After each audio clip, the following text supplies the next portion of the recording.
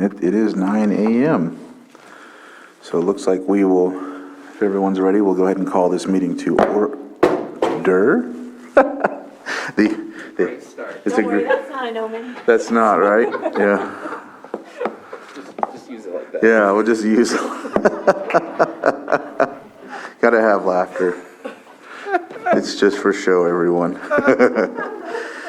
All right, well, calling this meeting to order here on March 1st, 2022, and I'd like to see if there was a moment of silence, and I have one as well, and Supervisor Sabatier, do you have one as well? Or? We'll see what you guys have. Okay.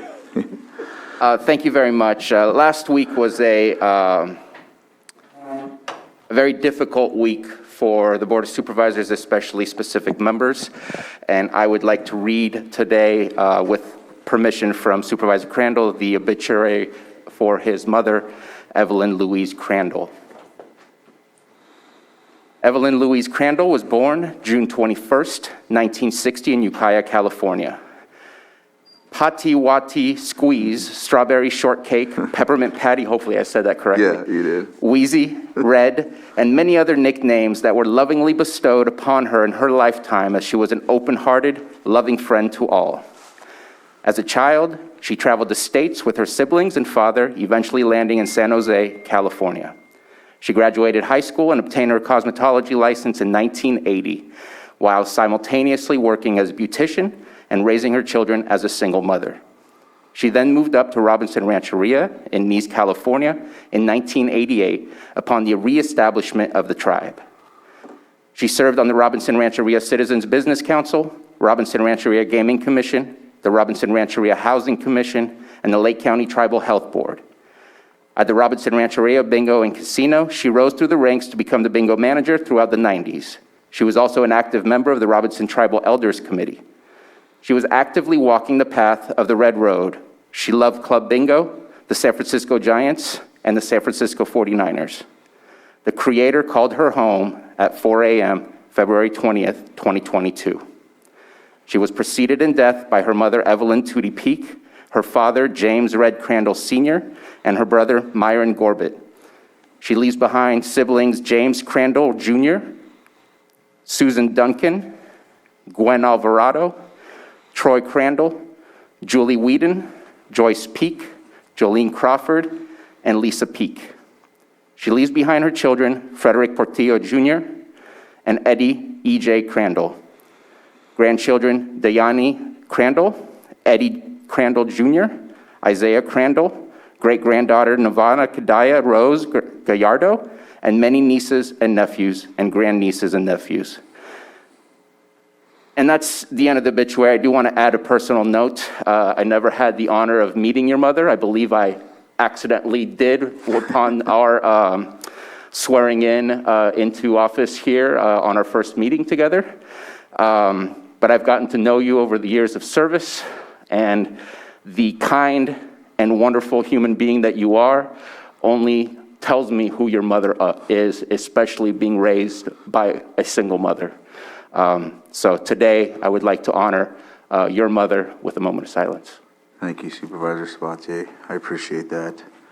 I'm going to add one for Jose Moak Simon Sr., a Middletown Rancheria tribal elder who passed on February 21st, 2022.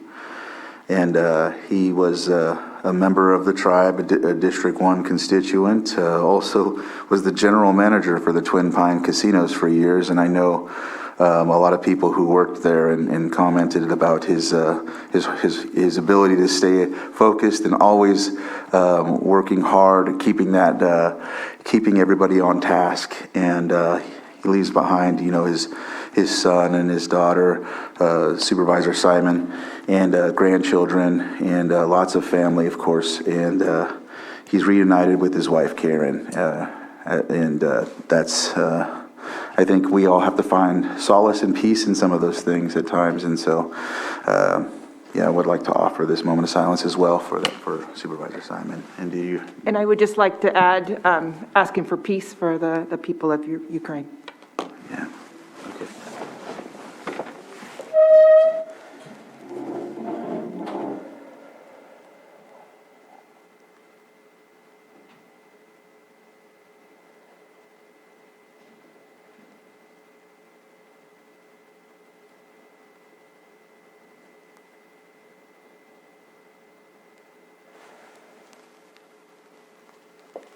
Supervisor Pyska, would you lead us in the pledge?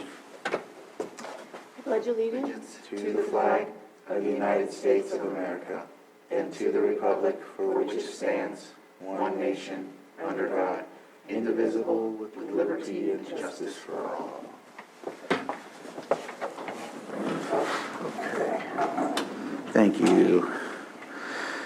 And so we are at consideration of extra items not appearing on the posted agenda. And it looks like, I'll just read it off. Extra item 4.1, consideration of extra item, agenda item, and consideration to reschedule the annual governance workshop for the week of 3/7/2022. CAO Hutchinson, would you like to add on that, or? Yes, it came to my attention yesterday that Supervisor Simon would not be available to participate in the governance workshop you had scheduled for Thursday, and I'm asking that your board select a new date today, if at all possible. And so you can take this up anytime you wish. If you choose to take it up today, it can be taken up later, if you like. Okay. I move to approve the extra item with the reason provided. Second. So I have a motion and a second. We need to open up to public comment. And we'll open it up to public comment first. And let me look on. Thank you, Vice Chair. I'm not seeing any hands up either place, so I'll bring it back to the board for deliberation. We have a motion and a second. Johanna, can you please conduct the roll call? Yes, Supervisor Sabatier, Aye. Supervisor Scott, Aye? Supervisor Pyska, Yes. Yes. and Supervisor Crandall. Aye. Thank you. All right, and then we'll take that up a little later when we have the opportunity. Thank you. And so now we will move on to the consent agenda item. These items on the agenda are non-controversial, and we usually pass them with one motion. However, if there's something that is on this agenda that anybody would like to discuss or seek further discussion on, they can pull it. And so I will open it up to the board and see if that's the case here. Yes, Supervisor Sabatier. I will speak for more than just myself. I know that I've spoken with our CAO. I know I wanted to pull for further discussion item 5.1. I also, because of an item further on in the discussion, wanted to pull item 5.3. I believe, and I'll check with the CAO, that one would be for a future agenda item rather than a further discussion. Yes. All right. Okay, thank you. Okay, I will open it up for public input to see if there's anyone that would like to pull anything. I don't see anyone in the chambers. I'm looking online, and I don't see anybody with their hands up as well, so we'll bring it back to the board for action. Mr. Chair, I move to approve the consent agenda 5.1 and then 5.4 through 5.13. That would be 5.2. I mean 5.2, and then 5.4 through 5.13. Second. So I have a motion and a second. Johanna, please conduct the roll call. Okay, Supervisor Sabatier, Aye. Supervisor Scott, Aye? Supervisor Pyska, Yes. and Supervisor Crandall. Aye. Thank you. Okay, it looks like we've passed those, and it's not 9:15 yet, which is our first presentation. So, Public input. Mr. Yeah. Chair? yes. In the event someone may be waiting for agenda item 6.6, which is the 10 a.m. item, I conferred with Supervisor Pyska and the Lake County Cannabis Alliance folks yesterday, and the request has been made to push that forward to the March 8th agenda, and so I thought it might be helpful for anyone waiting, if you agree that it should be pushed, that anybody that's waiting could be told to come next week.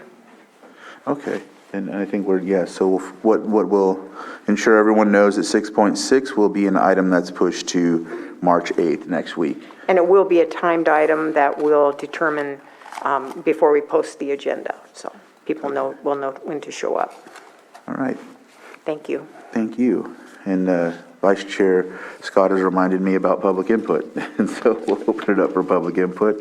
Is there anyone in the chambers that would like to conduct public input? I'm not seeing anyone. However, we do have somebody on Zoom. And so if you would like to unmute yourself, and you have 3 minutes to speak. Let's ensure that this is about something that's not on the agenda. If it is, we will guide you to that time and specification when that will be discussed. Go ahead. Yeah, good morning, everybody.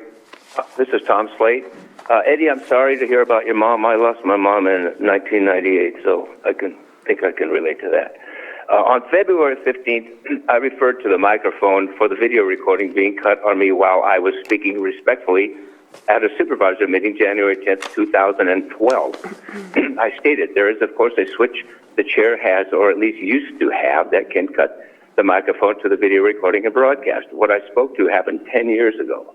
In a predictable pattern from when Bruno does not like what he hears, he interrupted and drew attention to himself and away from the other, in this case me, and made a comment that, not surprisingly, made no sense.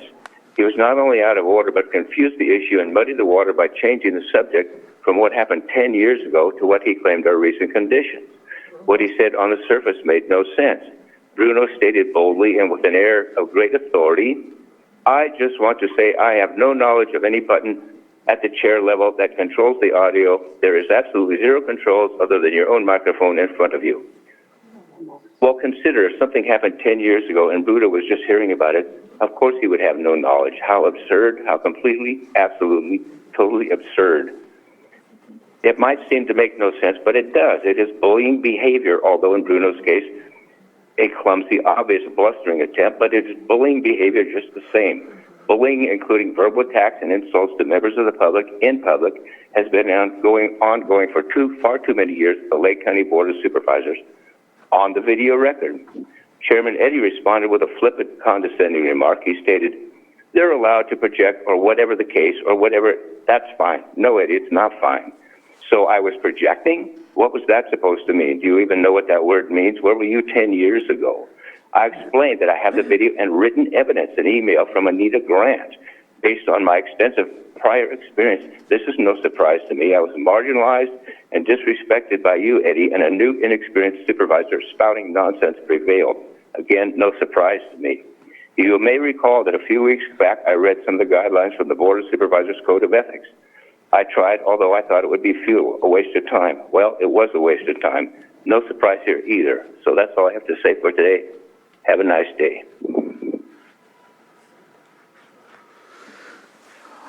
Is there anyone else that has public comment? Okay. Not hearing any, we'll go ahead and move forward from public input to we have a couple minutes for our timed items.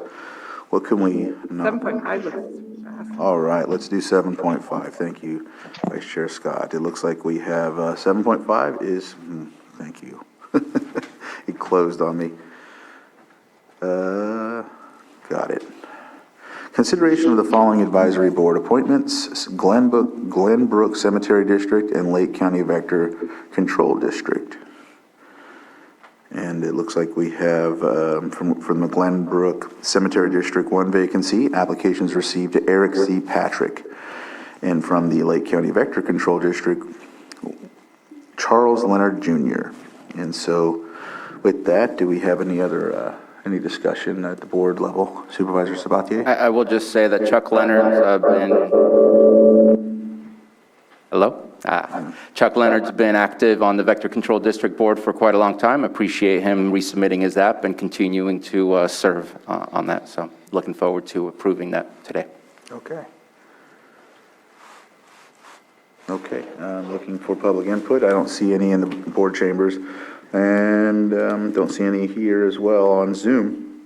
Bring it back to the board for action. Mr. Chair, I move that we approve Eric Patrick to the Glenbrook Cemetery District. Second. I have a motion and a second. Johanna, please conduct the roll call. Okay, Supervisor Sabatier, Aye. Supervisor Scott, Aye? Supervisor Pyska, Yes. okay, and Supervisor Crandall. Aye. Thank you. And then we have the Lake County Vector Control District position as well. And Mr. Chair, I move to approve Charles Leonard Jr. to the Lake County Vector Control District. Second? A motion and a second. Johanna, please conduct the roll call. Okay, Supervisor Sabatier, Aye. Supervisor Scott, Aye. Supervisor Pyska, Yes. and Supervisor Crandall. Aye. Thank you. All right, we are at 9:15. So 9:15 is our 6.2 presentation of proclamation appointing Georgina Maria Guardado as Lake County Poet Laureate for the years 2022 through 2024. And Supervisor Pyska will conduct the proclamation. The Board of Supervisors, County of Lake, State of California proclamation appointing Georgina Marie Guardado as Lake County Poet Laureate for the years 2022 to 2024. Whereas the County of Lake recognizes the contributions of poetry and the arts for enriching the literacy and cultural attributes of society, and whereas the County of Lake acknowledges the relationship between poetry and political freedom in the exercise of free speech in forms recognizable by people all over the world, and whereas the County of Lake recognizes that poetry represents one of the most enduring forms of expression and contributes to the historical continuity of civilization, and whereas the function of the Poet Laureate is to encourage poetry and writing among Lake County residents by stimulating literacy and creativity in spoken and written form, and whereas the Poet Laureate of Lake County is designated to represent the Board of Supervisors at civic and cultural events. Now, therefore, be it wholeheartedly proclaimed that the Board of Supervisors of the County of Lake does hereby appoint Georgina Marie Guardado as the Lake County Poet Laureate for the years 2022 to 2024, passed and adopted this first day of March 2022.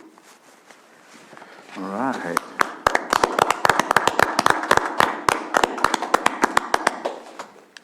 Georgina, I see you online. Would you like to say a few words? Yes, thank you so much for this proclamation and for taking the time. I know poetry is not necessarily the highest priority given the pandemic, but it is one way that our community is getting by, especially artists and writers. Many newcomers who are realizing that creative writing and poetry can give us some healing and a way to process all that we're going through.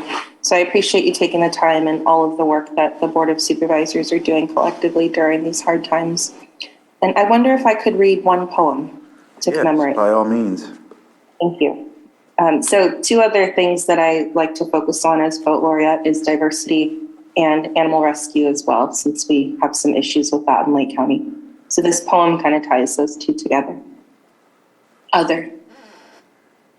Year after year, day after day, seconds after seconds, canines multiply like rabbits in a springtime frenzy. Two of them have found their way on my now saliva-lined sofa, sleeping soundly, sighing softly as they inhale safety and exhale their worry in the comfort of their stable home. She, named after an African country, Kenya, motherland, for her strength. He, named after a Seminole word, Miko, chief, ruler of my heart. Both breeds considered a threat. The Mexican-born German in her, the fight in him, all existing in me. My Mexican genes seen as a threat to America, home of the brave and the drug-sniffing Latinx. The underdogs we all are, human, animal.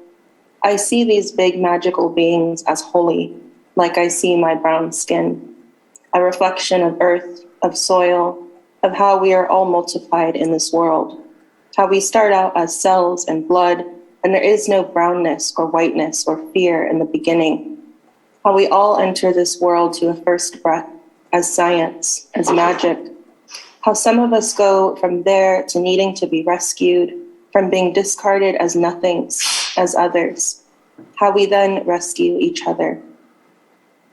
Thank you very much. Thank you. That was very good. Thank you very much for that.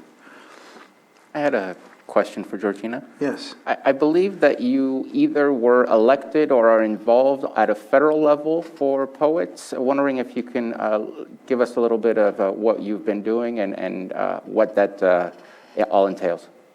Yes, thank you for asking. So in June of 2021, I was appointed as a Poets Laureate Fellow with the Academy of American Poets.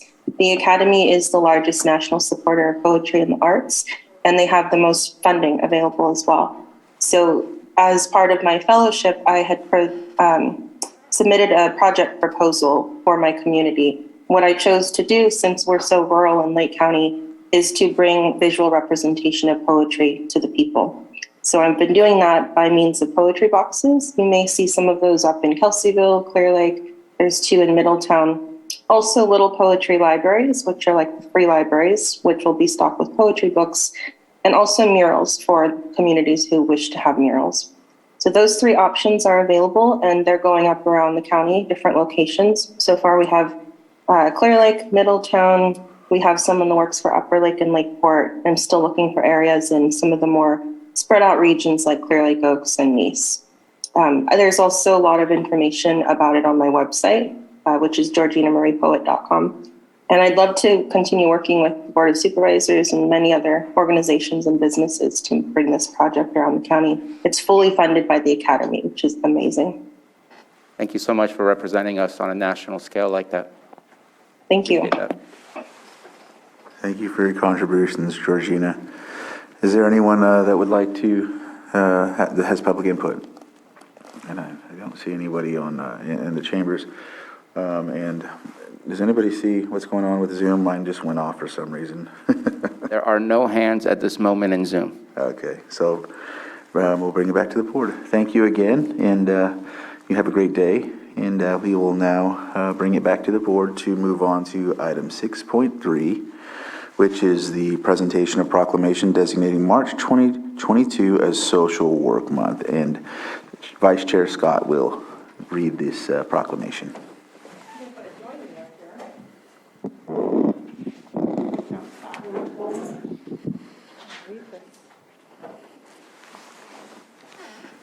Board of Supervisors, County of Lake, California proclamation designating the month of March 2022 as Social Work Month.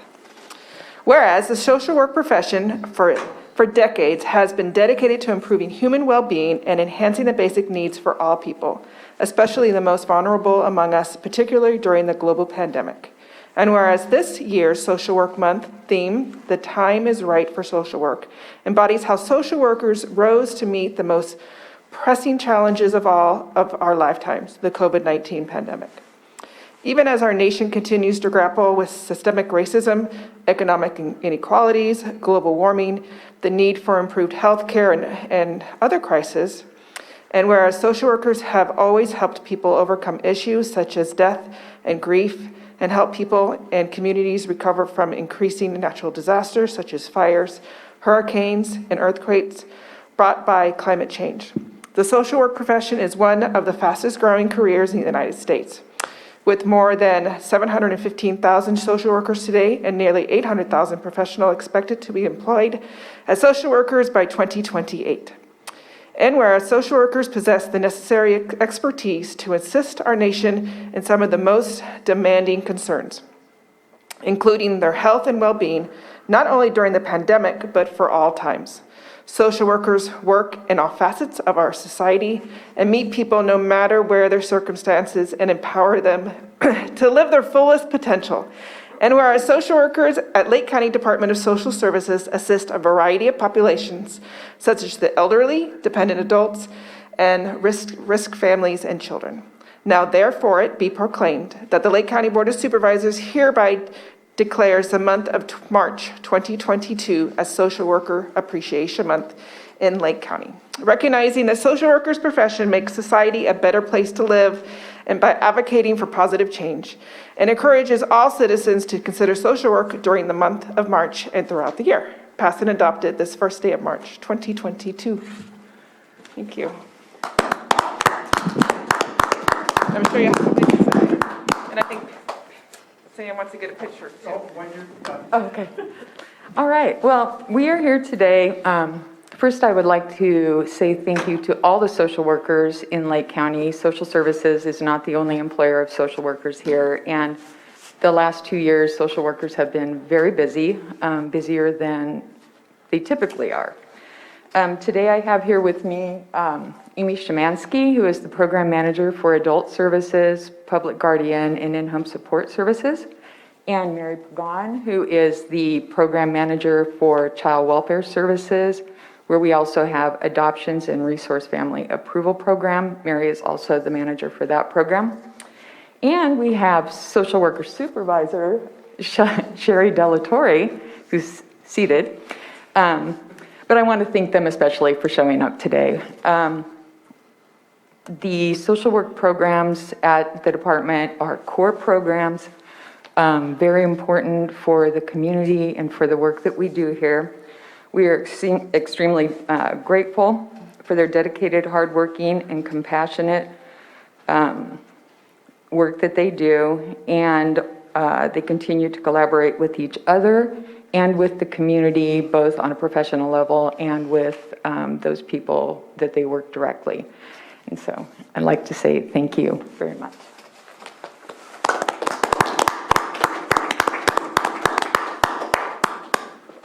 I also know that we have some child welfare social workers and staff on Zoom, I hope. They were going to Zoom in today. And so I've been a social worker here for Lake County Child Welfare for 22 years. And I thought the best way to honor my colleagues, my fellow social workers, not just in child welfare and adult services, but all throughout the county. We have amazing social workers in the medical field, in the tribal community, and in private industry. There are a lot of us here in Lake County. So ironically, I'm going to read a poem. And here we go. Being a social worker means you'll never be bored. You will always be frustrated. You'll be surrounded by challenges. So much to do and so little time. You will carry immense responsibility and very little authority. You'll step into people's lives and you'll make a difference.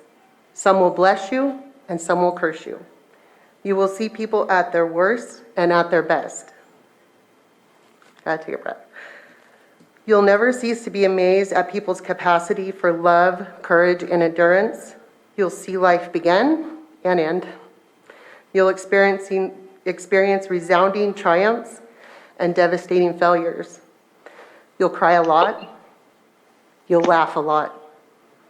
You'll know what it is to be human and to be humane. So I just want to say to my fellow social workers, we see you, we value you, and we appreciate you.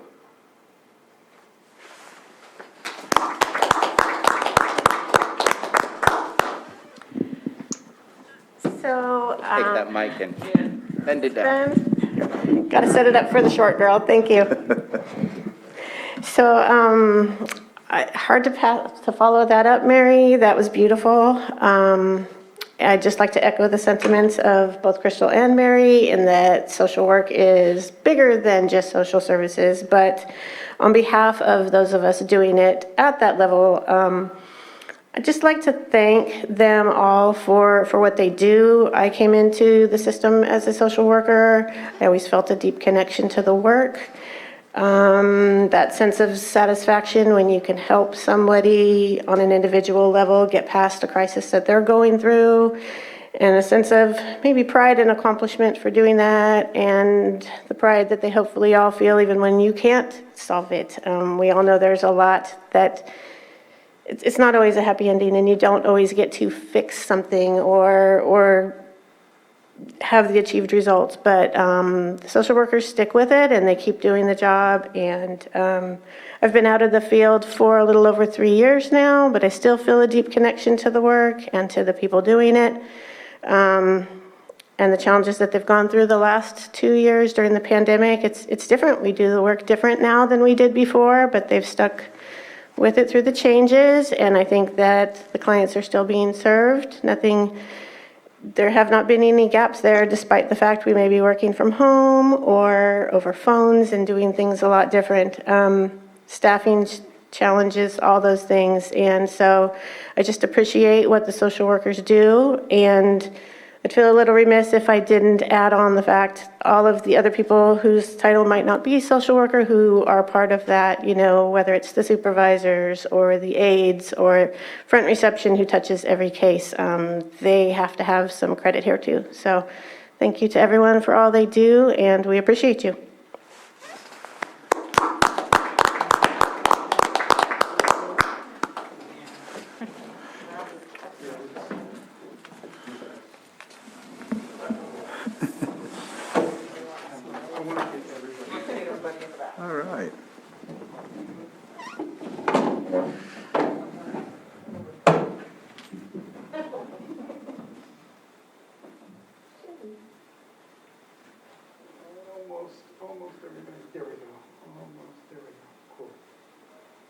One more, and one more.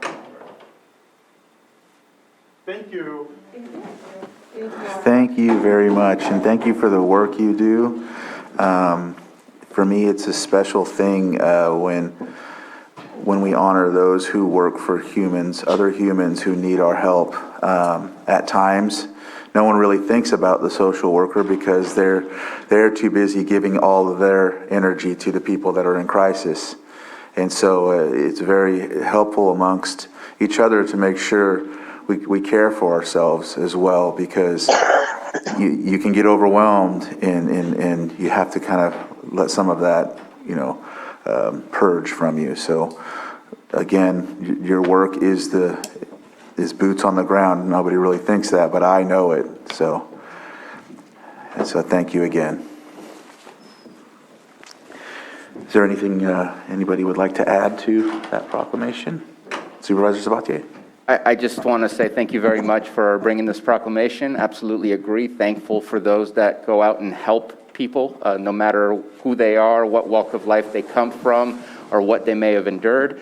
And I appreciated the last comment, because a lot of times we thank social workers, we thank code enforcement, we thank law enforcement, but without the support staff behind all of that, coordinating and helping out in the background, the real job would be that much more difficult to be successful. And so I appreciated those comments and very thankful for the work that you all do. All right. And it looks like do we have anyone that would like to add any public input to that? If not, we'll move forward to our 6.4.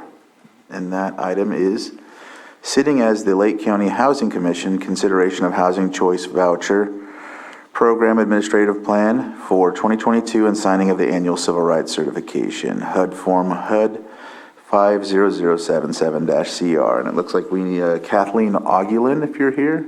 Yeah. Okay, she's here. She's here online. And so she's on the Housing Commission with us. And Mr. Chair, our Housing Program Manager, Kelly Page, is online, and I believe she will present this item. Okay, Kelly Page. Will Kelly present this next item? Thank you. All right. Kelly, the floor is yours. All right. Good morning, everybody. My name is Kelly Page. I am a program manager with the Department of Social Services. That is the agency that oversees the Public Housing Authority and the Board of Housing Commissioners. You all sit as our board as well. And today we are seeking approval, as we do every year, of our proposed 2022 administrative plan. This is basically our policy and procedure manual for the Housing Choice Voucher Program. Each year we update this plan based on revisions from HUD and a few programmatic changes at the local level that are needed. This process begins on January 31st. We had a public meeting to go over the proposed changes. Attendees at that meeting on the 31st included Board of Housing Commissioner members, the Resident Advisory Board, and Housing Commission staff.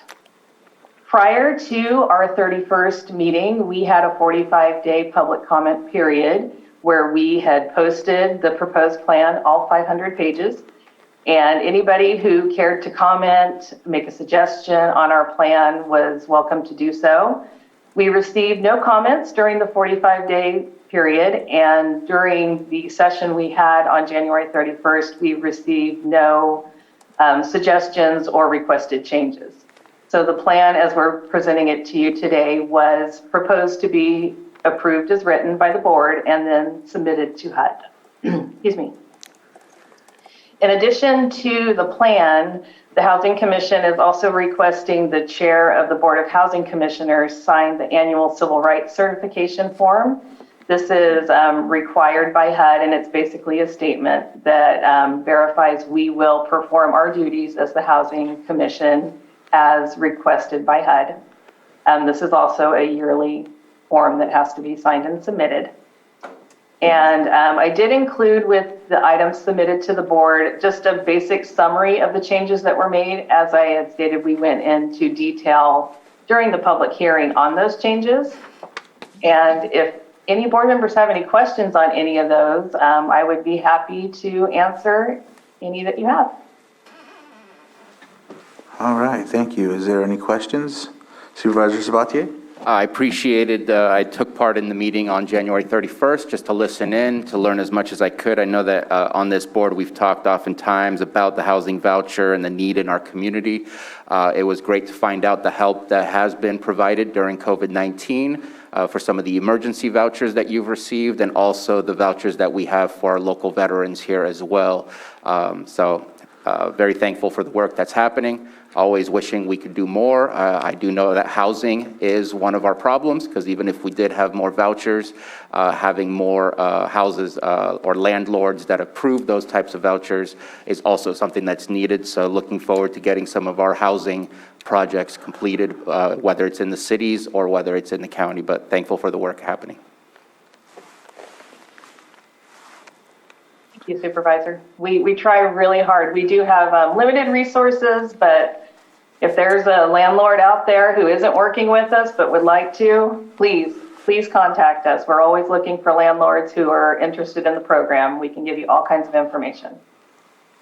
If you're online landlords. Do we have any other comments from the board? No. Public input. We will open it in the chambers, and I don't see anybody coming up. I do not see anybody on Zoom either raising their hand. And I will do a 3, 2, 1 to bring it back to the board for deliberation and action, unless there's something else from anybody. Mr. Chair, sitting as the Board of Housing Commissioners, move to approve the Housing Choice Voucher Program Administrative Plan for 2022 and authorize the Board Chair to sign the attached form, HUD 50077-CR, Annual Civil Rights Certification and Board Resolution. Second. So I have a motion by Supervisor Sabatier, second by Supervisor Pyska. Johanna, please conduct the roll call. Okay, Supervisor Sabatier, or Commissioner Sabatier? Aye. Sorry about the background noise. Commissioner Scott? Aye. Commissioner Pyska? Yes. Commissioner Crandall? Aye. And Commissioner Oakland? I hope I said that right. Aguilan?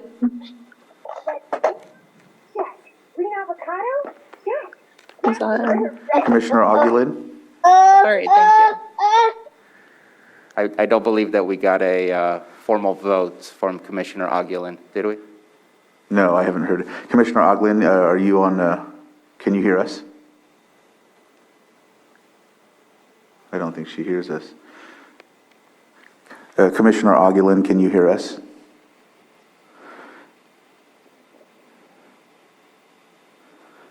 If you can, are you a yes or no vote on the current? I'm not seeing.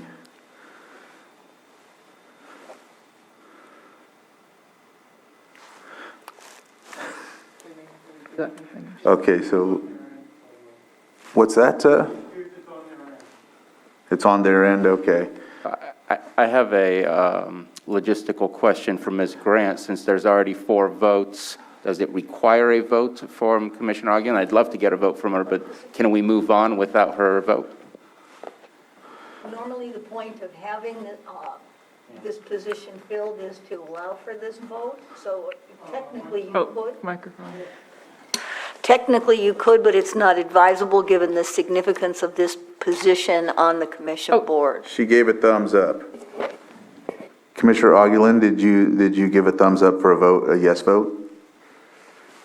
I think she did, but I'm going to go ahead and type it in. So, Mr. Chair, what I might suggest is that you just put the vote on hold, allow Kelly Page to assist Ms. Aguilan in resolving whatever this issue is, and come back online and do the vote shortly. Would that be, oh, she's giving a thumbs up now. She gave a thumbs up, yeah. Okay. So that's a yes vote. So that's a yes vote. All right. All right. Thank you, Commissioner Aguilan. We've seen it 3 times, so third time's a charm. I would like for clarity that we try to get her on the phone. A thumbs up can mean a lot of different things with all the conversation that's happened. I know that it probably is, but I'd rather make sure that we hear a vote rather than see a vote for something that might just be a thumbs up, I can hear you. Okay, yeah. So, I think she may have resolved her audio issue. Yes, Oh. So you have a yes on the vote? sorry. All right, no worries. Thank you. That works. Should we just call for the roll call again while we have, Johanna, please conduct the roll call. Okay, this time might be better anyways. Okay, so Commissioner Sabatier, Aye. Commissioner Scott, Aye. Commissioner Pyska, Yes. Commissioner Crandall, Aye. and Commissioner Ogulin. Commissioner Ogulin? Aye. Okay, we got it. Thank you, Commissioner Ogulin. And so we'll close that item now that it's, Supervisor Sabatier. I apologize. I made a mistake. Whenever you want to allow it, I would like to re-review. I missed one item in the consent agenda that I forgot that there was one error that we needed to fix. Okay. So whenever you feel that it's comfortable for us to do so, I'd love to go back over that. Okay, it looks like we might have time a little later, so. Okay. We will now move on to our 6.5, which is our 9:30 item. Consideration of update on COVID-19. And it looks like we have, let me see here how we have this going. We'll go ahead and give the floor to our public health officer and our public health director. I think, right? Yes, I assumed that Director Portney wanted to make a brief introduction. There he is. All right. Yes. Good morning, Board of Supervisors. Good morning, community. Today is a special day for the health department and for our county. I'll leave introductions and direction moving forward to Dr. Pace. But I just wanted to pause and appreciate this milestone and transition. Dr. Gary Pace has been an advocate. He has been a leader, and he has been gracious in the time that he has spent with the county as serving as a public health officer. And we have been blessed, and we're grateful to transition into the new. And as Gary Pace departs, and we appreciate him for his service for the county, we also like to welcome Dr. Eric McLaughlin, who is going to be coming from working with us from Vegas to serve our community at large as our incoming public health officer. So without further ado, I will pass the mic to Dr. Gary Pace and allow Eric to introduce himself accordingly. Hey, good morning. Thank you, Jonathan. Good morning, Mr. Chair, and to the supervisors and to the community. I'm Gary Pace, the interim public health officer here in Lake County, and going to give the COVID update.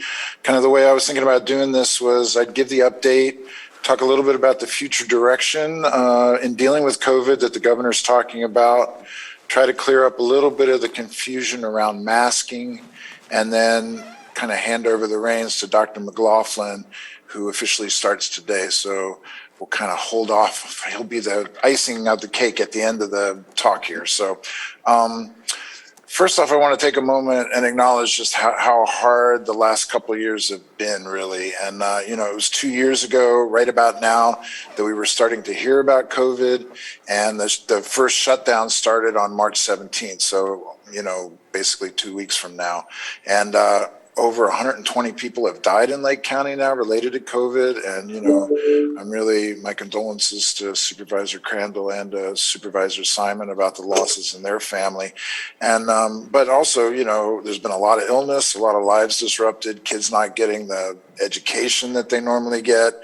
And, it's just been a huge deal. And, especially feeling the recent loss of lives in the context now when we're talking about getting back to normal seems a little kind of hard and part of the conflicts that we're having with all this. And so, it's really been rough, I think, for a lot of folks. And So the latest surge is getting better, and we'll look at the data now and to talk about that. Thank you, Matthew, for doing this. So this is put together by Sarah Maricos, our epidemiologist, with one slide that I put in myself, so she might grit her teeth if she saw my version of it, but we'll get to that. So this is the current look in California. On the left is the case rate. You can see it's dropping down quite a bit.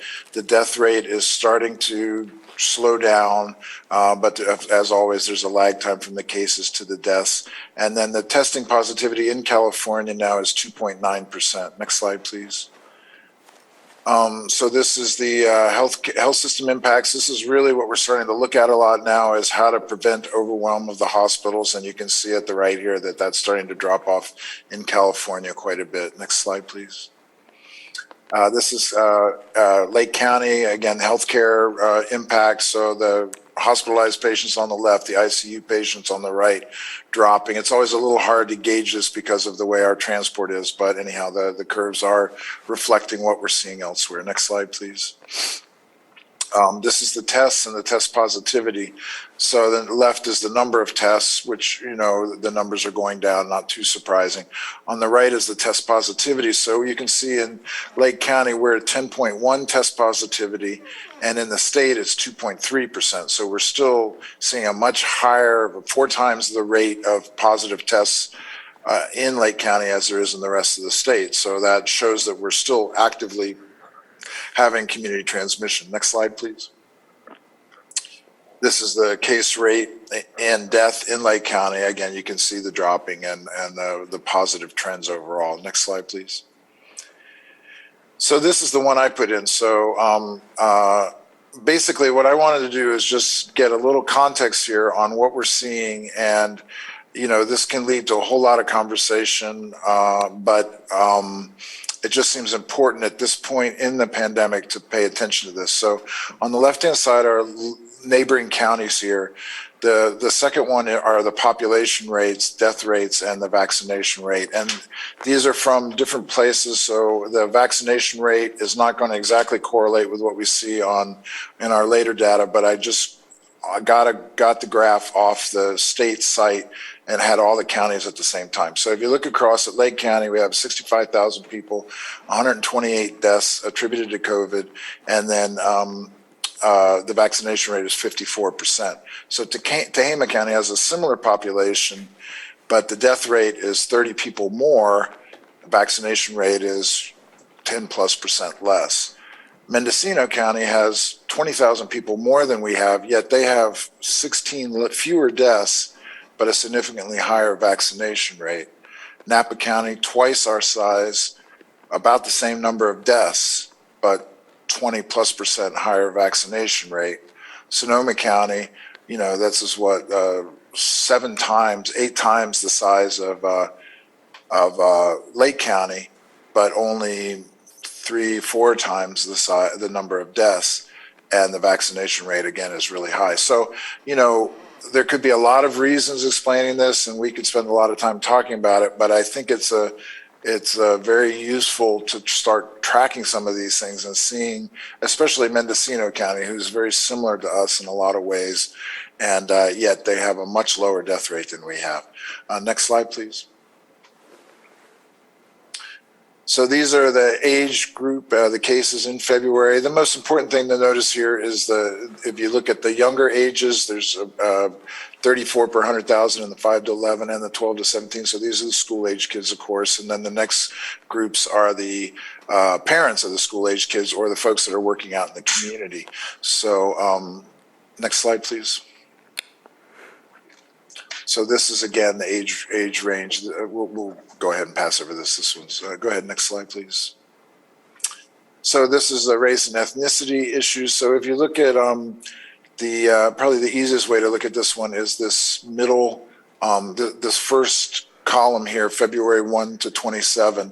And if you look at the percentage of cases in the white community is 60%, the Latinx community is about 26%, and then the Native American community is 10%. 0.6%. So this is roughly correlates with the percentages in the community. The Latino community is probably 20 to 22% of the population. The American Indian population is probably 4 to 5%. So, we're seeing some inequities here, some higher proportions in the Latino and the Native community, but it's roughly correlating with the population at this point. Next slide, please. So similar, this is basically illustrating the same thing. Next slide, please. So next slide, please. This is the vaccination coverage in the Lake County. And so basically amongst eligible Lake County residents 5 and older, not quite 2/3 of the folks are fully vaccinated. So this is, lower than the state. The state rate is about 70%. So this is an issue, and this is probably contributing to the higher impact of spread and the higher impact of the death rate. Right now, we are the 5th highest county in the state in terms of the number of cases per 100,000. So there's only 4 counties out of the 58 that are higher than us in terms of the number of cases per population. Next slide, please. This is by age group. So again, if you look at the kids, the 5 to 11 and the 12 to 17-year-olds, we're much lower than the state average. This line that goes down the middle is the state average. So those two, and then the 18 to 49-year-old, which tends to be the parents of the younger kids. So all these groups are vaccinated at lower rates than we would like, and lower rates than we're seeing as the state average. I think that's it, though. So, thank you. So, I think overall we can see that things are getting better, but we're still dealing with a lot of cases here, and we are in kind of this tricky area of how to balance everything out. So I wanted to go into how we're looking at things moving forward, especially with the governor's discussion last week about all this. He's looking at how do we anticipate moving forward where we still are being careful, but we're preparing for future surges. Historically, the surges have been coming every 6 months or so since the beginning. So we've been having about 2 a year. And this next one may be coming at the end of the school year, or probably more likely end of the summer when we're starting to talk about going back to school. How bad is it going to be? Is it going to be a new variant? We don't really know. Was this one the last surge? I mean, eventually they'll probably stop. And so we don't really know any of this. And so I think our job in public health is to try to allow movement and as much normal life as possible, while also trying to prevent the bad outcomes from coming. So, and I think really we actually have a lot of experience doing this in Lake County. If you think of the fires, we have to live during fire season all the time, where we go ahead and live our lives as best we can. But we also are kind of ready. If you start smelling smoke or you start seeing the smoke plumes, we know who to talk to and how to prepare. The red flag warnings, we're getting used to dealing with those. And so I think this is all very similar kind of approach, where you're living with a certain amount of caution and preparedness, but you're also not letting it completely suppress your whole form of life.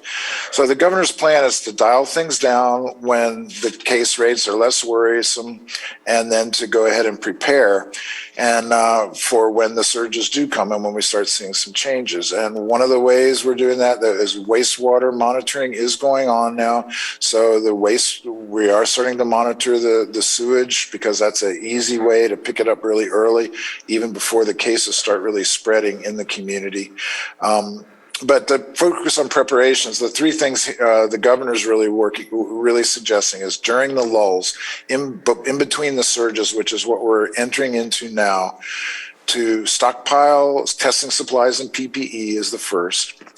Second is to really try to get people vaccinated, especially those people in the most vulnerable communities. And there's particular emphasis now on school-aged kids to try to get them vaccinated. And then the third piece he's really focusing on is combating disinformation, because there's so much hesitance in getting potentially life-saving vaccines and using safety measures like masking. So really starting to try to approach the disinformation tactics straight on. I want to talk a little bit about masking because there's been a lot of changes in the last week or so, and it's somewhat confusing. So I just want to kind of highlight the main points and how to kind of organize the thinking about this. So again, just for context, there was a big study came out in the British Medical Journal. It was published in November of 2021, meta-analysis of 72 studies that showed that masks work. So from the data is very clear that masks do work. I think that's partly probably what we're seeing with the differentials between the counties, the vaccinations and masking. So in this study, they saw a 53% reduction in COVID infections attributed to the masks. And many other studies show similar findings. And of course, the quality of the mask matters. But this was a big kind of reputable study that is probably going to be setting the bar for where we're going. The CDC just came out with new guidelines on Friday. Some people are probably aware of that. The aim is to help communities live with the virus and get back to some version of normal while preventing severe disease so as not to overwhelm the hospital. So that's the big public health focus now. Not so much preventing cases, but it's we've kind of are moving past that and moving into a phase of really trying to prevent the severe disease that causes the hospitals to get overwhelmed and not able to provide care. This CDC guideline, so this is federal CDC, is really for individuals. It's not about how states or counties should move forward. So if you're an individual and you're not sure what to do, you can look at the CDC guidelines and get some clarity about what they think you should do. Basically, they're looking at each county's status in terms of risk, and then they make recommendations based on that. So if you're a medium risk or a low risk or a high risk county, based on the CDC's gauge, it tells you how to think about masking. And again, to emphasize, 70% of the counties in our country are at medium or low risk right now. Lake County is currently high risk and very, very firmly in the high risk county. And there's a map online, if you go to the cdc.gov or other places, that shows each county, and they're going to update it weekly, I think. So if you're in a low-risk county, there's no need to wear a mask. They feel that it's safe enough, the transmission rate is low enough that it's not necessary. This is masking indoors. Medium risk, if it's a medium risk county, you should consider wearing a mask if you're at high risk of getting severe disease. So if you're immunocompromised or elderly or something like that. And then if you're in a high risk community, which again, Lake County is right now, they recommend wearing a mask if indoors with other people. So that's the CDC guideline for if you are wondering about yourself or your family, you can go look at the CDC guidance. Under their guidance right now in Lake County, they would recommend wearing masks indoors around other people, whether you're vaccinated or not. Now, California came out with new guidelines last week, and they're changing some of it again today. So as of today, they've listed the indoor masking rule for unvaccinated people. So if you're in the state of California, the indoor masking guidance until today was if you were vaccinated, you didn't have to wear a mask indoors. If you were unvaccinated, you were supposed to wear a mask indoors. Today they've changed that. So in California, there is no mandate to wear masks indoors unless you're in a high-risk area, which is a healthcare facility, public transportation, correctional facilities, or homeless shelters. Or schools. Schools are the other ones, and we'll talk about that in a minute. But so basically, as of today, in the state of California, you don't need to wear masks unless you are in one of these higher risk areas. The exception is local jurisdictions can be stricter. So Lake County, we're following the state guidelines, which is pretty much what we've done since the beginning. So if you have a question about what to do in Lake County, you can look to the CDPH guidelines, the California Department of Public Health guidelines. And at this point, there are no indoor masking mandates in Lake County, except for what the state guidance is, which is in these particular high-risk areas. Mendocino County, on the other hand, is continuing to require indoor masking. So I was up there this weekend visiting some friends, and when you go into a store or restaurant, you're expected to put a mask on. And there's only about 3 or 4 counties in the state that are doing that, but it's part of the confusing puzzle that's here. So, okay, so we have the federal, we have the state, and we have the local. So and they all kind of are doing different things, and it makes it a little bit confusing. But then there's the schools. The schools are a whole nother story. The schools in California at this point are mandated masking in the schools as part of a high-risk situation.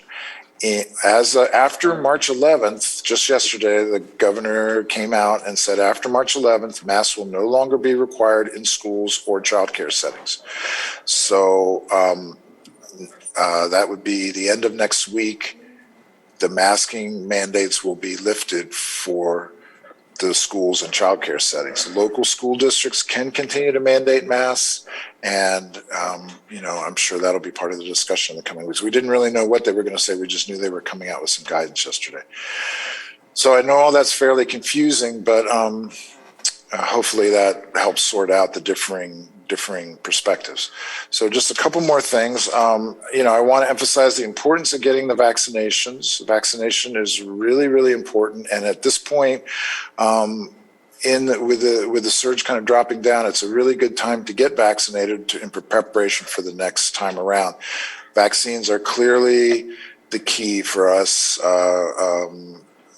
decreasing transmissibility and preventing the severe disease, at least it has been so far. If you're having trouble finding where to get vaccinated, go to our website, Lake County Public Health, or contact us at the COVID Warm Line, and we can help point you in the right direction. The state is providing some resources with a community vaccination site, and there's some plans for targeting some of the school-age kids that are coming soon. But given the changes with the approach and how we're moving into this post-surge kind of model, some of these resources are going to disappear by the end of March. So I really encourage people, if you're needing to get vaccinated still, go ahead and take advantage of these resources while they're here. So overall, the push is to try to move forward towards a more normal lifestyle, but continue to be cautious and ready to ramp up as needed.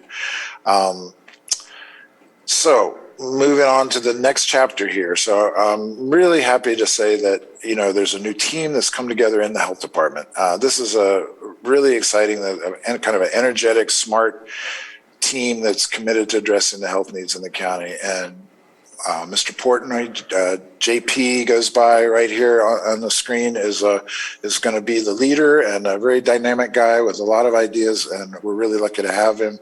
Eileen is our new director of nursing. We've been here maybe 6 months or so. She's got a lot of experience and really great.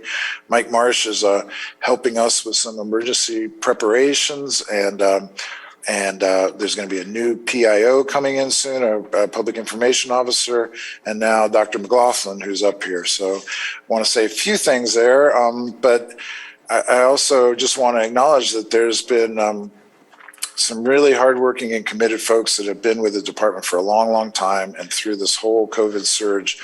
And, I really want to acknowledge all the work they've done and give my deep appreciation for all of that. And their experience and institutional knowledge is going to help with this transition to the new team. And I want to say personally how much I've just appreciated working with all the folks in Lake County during this incredible time. I mean, it's been pretty amazing, and we've gotten so much support from the county staff and from Carol Hutchison and Matthew and the whole team, and through the health department and all, volunteers, the MRC volunteers, folks coming out and helping us vaccinate, the different hospital and clinical settings around it, is the fire guys, it goes on and on and on and on, how much this has been such a broad community effort to really pull this whole thing along. And we don't get a lot of outside help usually, and people really step up. And it's been really a privilege for me to be here and be part of this, and so I want to thank you all.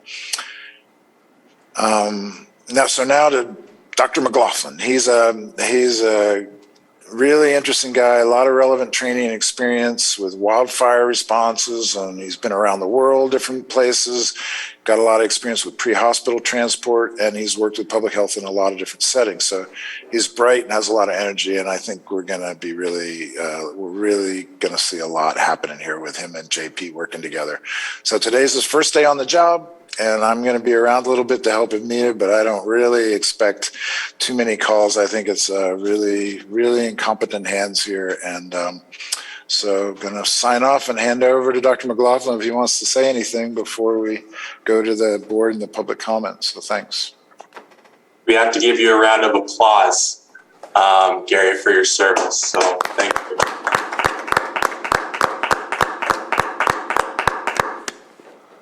Dr. Eric, the floor is yours, sir. Yeah, thanks. I'll keep it brief and really wanted to acknowledge Dr. Pace. Exemplary leadership in a truly arduous times, not only for public health, but for medicine and for our communities. He's been an incredible resource that I've been happy to take advantage of in my transition coming on. He's been a nice guy. He seems to take punches and hits and keep smiling. And I think that is probably what is one of the most successful factors that he possesses. He's been a wealth of knowledge to me, and I'm certainly keeping his phone number in my contact list should I need to phone a friend. I also wanted to echo his statements about the importance of vaccinations. He presented a slide that I think he was maybe a little flushed about when he put up during his presentation, and I thought that slide was very important. It showed what we see backed with science of death rates not only correlating, but causing death rates. We see communities with higher vaccination rates have less deaths. And I think that's an important take-home message. I think this is part of the impetus for some of the changes we're seeing and the shift to how we are fighting COVID as communities, as states, and as a nation. So I really wanted to draw further attention to that. I echo his sentiments on CDC and California Department of Public Health guidance. We're very appreciative to have that work being done, and we intend to follow those. So I really like, again, to thank Dr. Pace for his counsel, his guidance, his incredible stewardship during the very arduous last couple of years of COVID. And he's given me some big shoes to fill, and I look forward to the challenge. I'm incredibly excited to be working with our new team, Ms. Van Cleef, Mr. Portney, Ms. Hutchinson, Ms. Baker, a lot of others on the call that I may have hopefully not excluded too much of. And I really look forward to this opportunity, and I want to thank the trust the board has placed in me to keep people healthy and safe and get on with our lives and hopefully improve them. So I want to say thank you again for that. And again, Dr. Pace, cheers. Welcome. All right, introductions are made. An overview of the health department, our current state of COVID has been done. And I would like to pass the microphone back to the Board of Supervisors.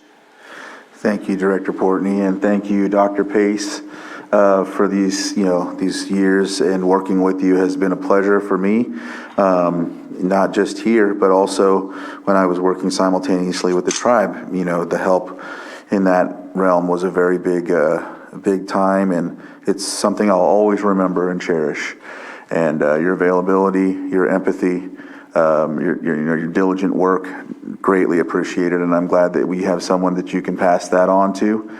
Seems like he'll fill those shoes just fine, and I just want to thank you once again, and I'll go ahead and I don't know who was first, but I'll go with Supervisor Pyska. Dr. Pace, thank you so much for your time here, and thanks for hanging in this last year. I know it was difficult, and you led with empathy and compassion and your heart, and we're always going to be grateful for your time here, and really, really thank you. And welcome, Dr. McLaughlin. I'm really excited for your first day, and we have a solid team, and so we're going into this new lull with a new team, and the support of the staff that's been here throughout the last couple of years. So it's a new day, and I'm excited, and And want to just give one more thanks and shout out to Dr. Pace. Thank you so much. I just want to make sure that I gave my thanks also to Dr. Pace for sticking with us for the last 2 years. We really appreciate everything that you've done for Lake County, and I believe we are better because that you were here to help guide us and protect us. So thank you. Supervisor Sabatier. Thank you very much. Before I get to Dr. Pace and Dr. McLaughlin, I want to talk a little bit about some of the information that was provided. One is last week I did a presentation on the data. All the data that I provided from CDPH was the correct data to provide. I accidentally said something that I shouldn't have said, which was off the top of my head, and that was the death rate for the flu. I said 0.1, it's 0.01, so times 10 on that information. But the main basic information I was providing was the CDPH data on case rates and death rates, and so all that information was correct as it was directly from there. So I apologize for that misinformation that was provided last week. I wanted to make sure and correct that because I do not want to make people believe things that are not correct.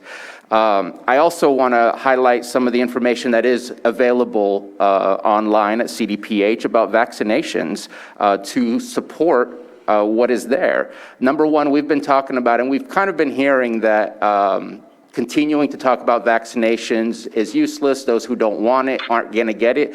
And when you look at the state website, you still see the number of unvaccinated population decreasing on a daily basis. It's still happening. So I think the conversation still is relevant, and I think it's still useful. And I want to bring some of the data information that I obtained looking at our surge, even for Omicron, which many of us were led to believe that the vaccinations were becoming less and less relevant in protecting us. And while it might be less than before, it's still very relevant today. And so, for example, for the population of 5 million in the state of California that are unvaccinated, the deaths per 100,000 was 95, approximately 95. For those that are vaccinated, not boosted, just vaccinated, it was 11 per 100,000. And for those that were boosted, it was 4 per 100,000. Now, when you go from 95 to 11 to 4, that is a drastic, huge difference. And to me, that's data that shares that there is a level of protection that still exists, and it's still very relevant for us to have these conversations. Also, I wanted to touch on the information that Dr. Pace provided about kind of comparing us. And I'm not going to go too far because it's not a discussion we should have today, but I know that we've had discussions in the past about our health metrics. And I think our health metrics have a lot to do with how we cope and how we deal with COVID. We are one of the most unhealthiest counties in the state of California. That does not help us to have to be on the starting line of dealing with COVID to begin with. And I hope that one day we stop being reactionary to COVID. We were forced to. We couldn't ignore it. And that we can become proactive again in working towards better health metrics, which can lead us to better outcomes for everything, not just focusing on COVID. Because I looked at the map again of health metrics, and we're just a bright red. Sorry. We are a bright red county surrounded by other different colors of varying results of health metrics. We need to do better, and I hope that we can get back to that type of work. And I know it's difficult because, again, we can't ignore COVID. It's definitely been something for us to pay attention to.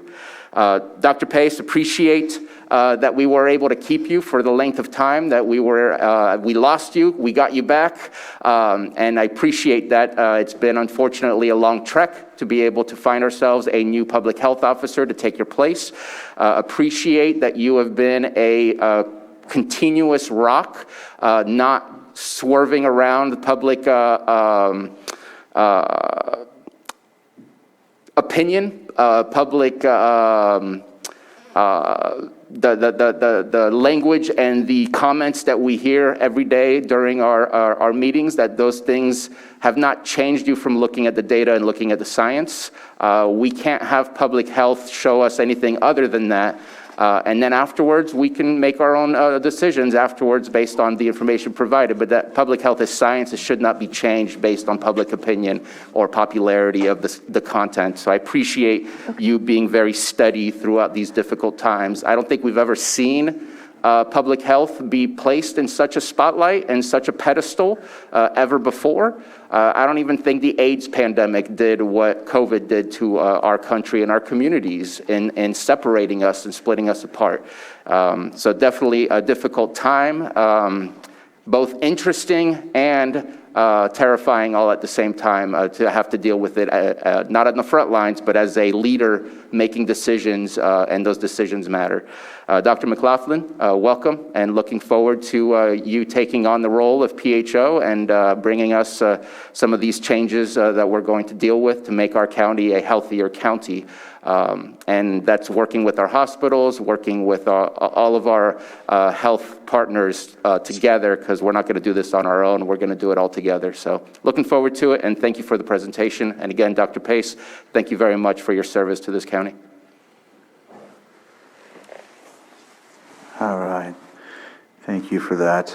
Looks like we have all the board has spoke, and so we'll go ahead and open this for public input.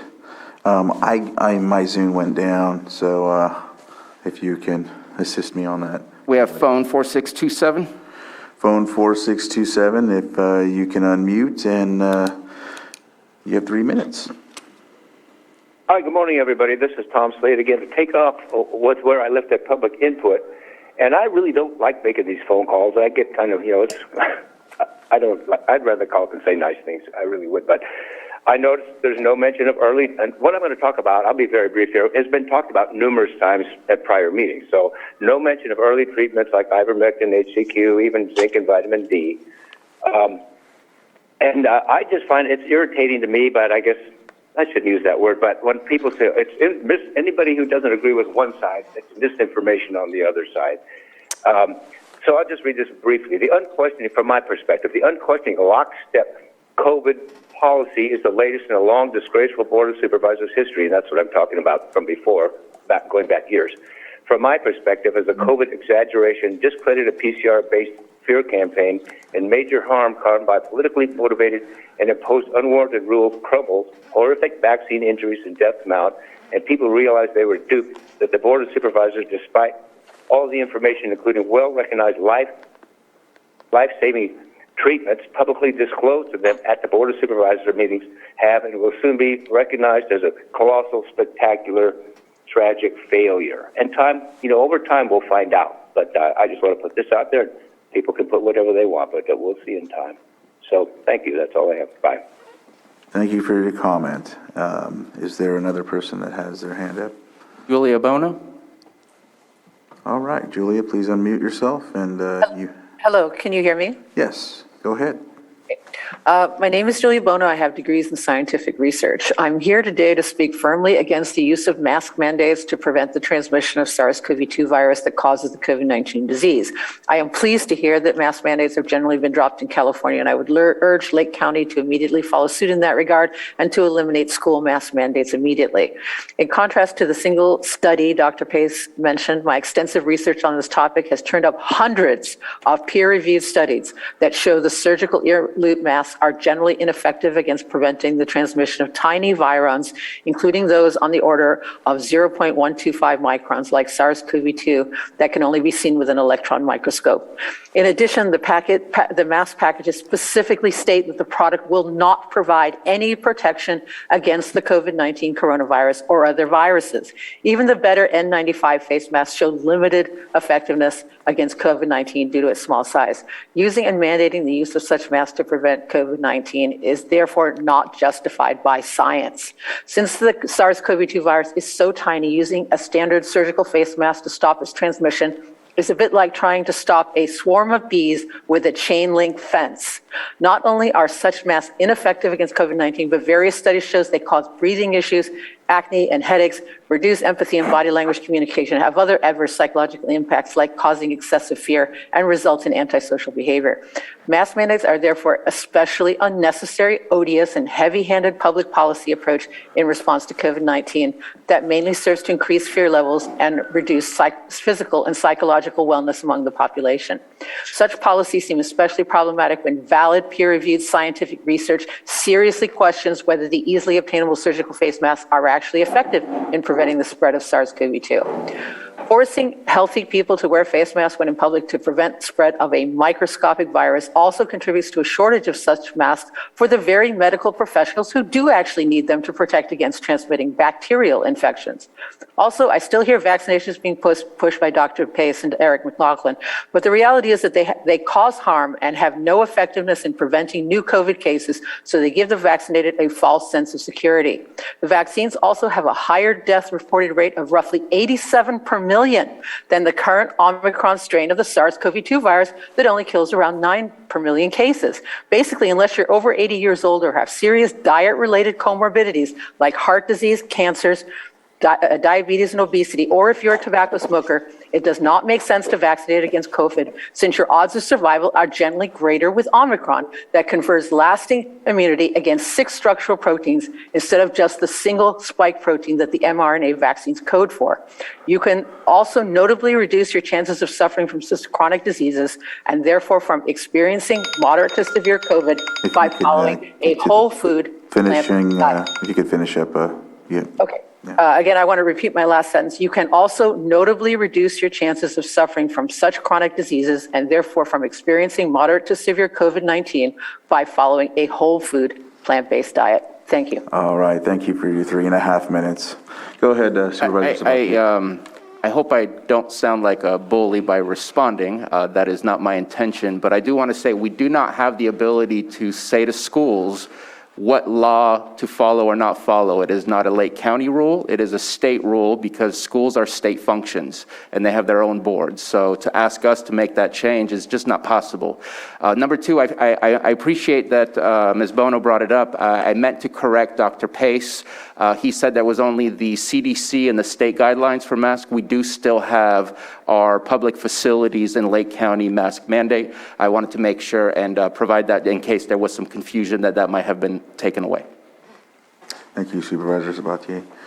And next is phone 1113. Okay. Oh, there is another one? Okay. Let's see. If you're on, can you please unmute, and you have 3 minutes. Yes, hi.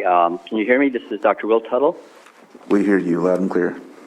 Okay, good.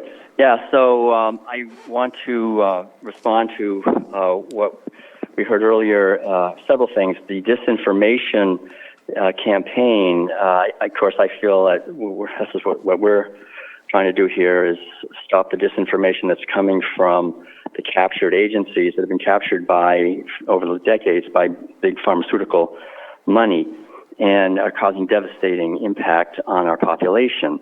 I really do agree with what some of you are saying, that the money, over $2 trillion in the CARES Act, virtually none of that went to actually educating people on how to eat healthy food, how to get proper exercise, how to get fresh air and have a positive life with healthy and happy and harmonious relationships. These are really the keys to health. Everything that's been done, all the money has gone into ramping up fear and alienation and having people wear masks. 70% of all the toxins in our body leave through our breath. And so you're going to be having people wearing masks, recycling their toxins, getting sick, locking down businesses has been a big problem, and keeping people separated. And everything has been to make people less healthy.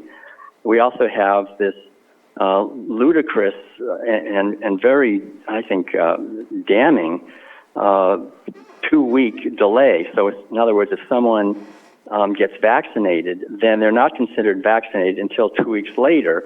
And so you have all these people dying who have been vaccinated, but they're considered unvaccinated because most of the deaths happen within 2 weeks when people get this shot.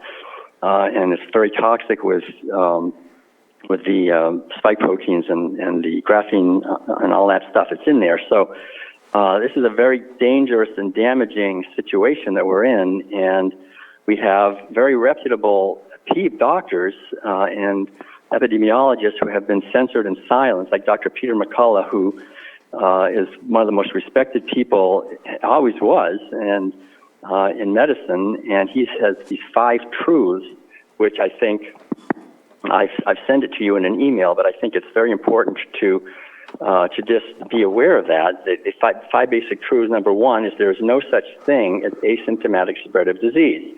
This has been well documented and recognized for decades that healthy people do not spread disease. Therefore, there's no new evidence to refute this. So therefore, number 2, there's no need to wear masks. There's no need to practice social distancing, to close or limit schools or businesses, or to test people or to track people.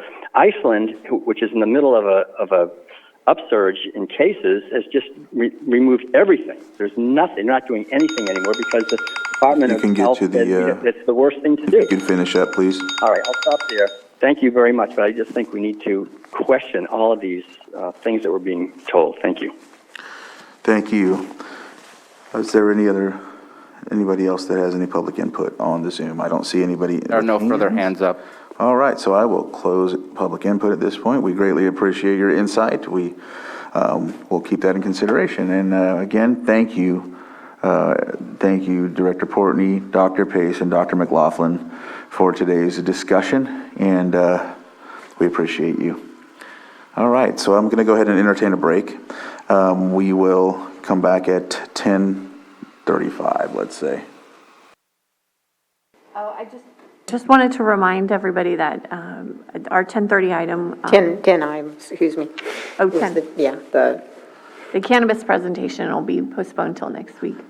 Right. Item 6.6 will be postponed till March 8th, and therefore we're moving on to our 6.7 item, which is presentation of Central Valley Flood Protection 2022 update.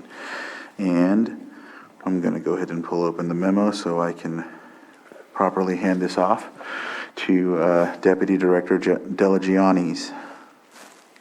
Hello, good morning, Board of Supervisors. Thank you so much for having us today.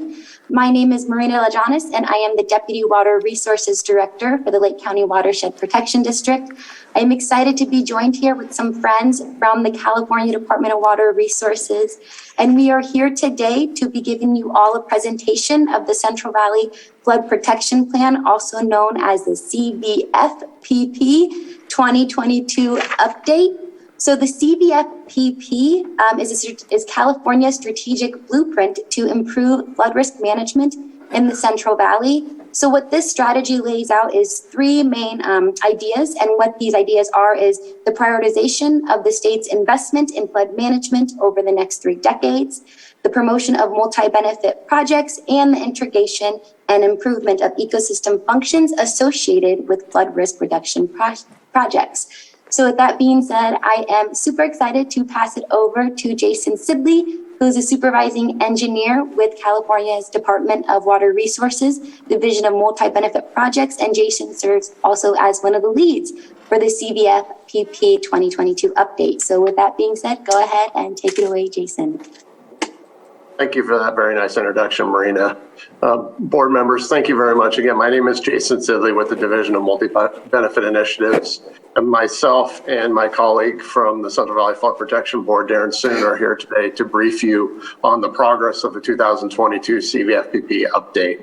I want to thank you very much for giving us the time to join this meeting and provide this briefing. We will have a short PowerPoint presentation that I believe my colleague Laura Kaplan is going to share for us. And then we'd like to leave a little bit of time for questions and remarks that you may have. So first, I'd like to introduce my division manager, Steve Rothert from the Division of Multi-Benefit Initiatives, to provide a brief introductory remark. Morning, and thank you for this opportunity to address you and provide a brief update on the Central Valley Flood Protection Plan 2022 update. This is a great opportunity for us to listen to your concerns and interests and better understand how we can develop the plan in a way that benefits your county And so we're here to listen, and we look forward to the conversation this morning and ongoing as you get a chance to dig into the plan and provide your comments and recommendations in the future. So thank you for your time. Appreciate it. Thank you. Thank you very much, Steve. Now I will hand it over to Darren Soon from the Central Valley Flood Protection Board. Thanks, Jason. Good morning, Chair Crandall, members of the board. Darren Soon, I'm a legislative and policy advisor with the board. We appreciate you taking the time to hear us today. We look forward to receiving your comments on this draft plan. And with me today is one of our board members, Joe Countryman. I'd like to turn it over to Board Member Countryman for some opening remarks as well. Thank you. Good morning, board. As a civil engineer, I had a lot of experience with flooding in your county, and I would really like to have the county participate with us and give us a bottom-up understanding of what the flood issues are in the county that we can help with, or at least help, with the formulation and coordination with the Corps, for instance. So I'm looking forward to working with you guys as much as we can, and I'll turn it back to Darren. Thanks, Joe. I'm going to go ahead and turn it back to Jason. Thank you. Thank you all very much. If we go to the next slide, please. So the slide we're showing here is our acknowledgements for local flood management partners and projects that are underway or being planned in Lake County, including repairs for the damage caused from the 2017 storm events, as well as the Middle Creek flood damage and ecosystem restoration project.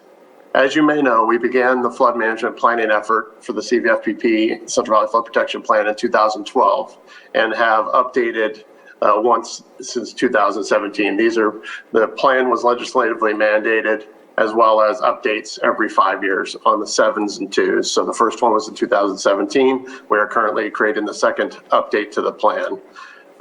Each time we do this, we've been expanding our outreach to include more partners, including more county boards of supervisors covering a larger geographic extent with each plan for our flood management system. This time in 2022, we have conducted outreach to 15 county boards of supervisors. We are currently connecting directly with 4 counties for the first time this year, including yourselves in Lake County, as well as the boards of supervisors in Glenn, Tehama, and Stanislaus County. So it's a great opportunity for us to continue to reach out to additional counties within the region. We are glad to be here today to strengthen our partnership with you and look forward to receiving, as my division manager said, receiving your input on the CVFPP this year and in the future. We would like to thank the Mid and Upper Sacramento Regional Flood Management Planning Group for encouraging us to reach out to Lake County with this round of outreach.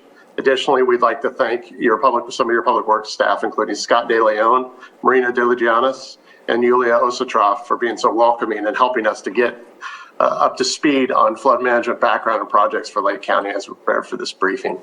Next slide, please.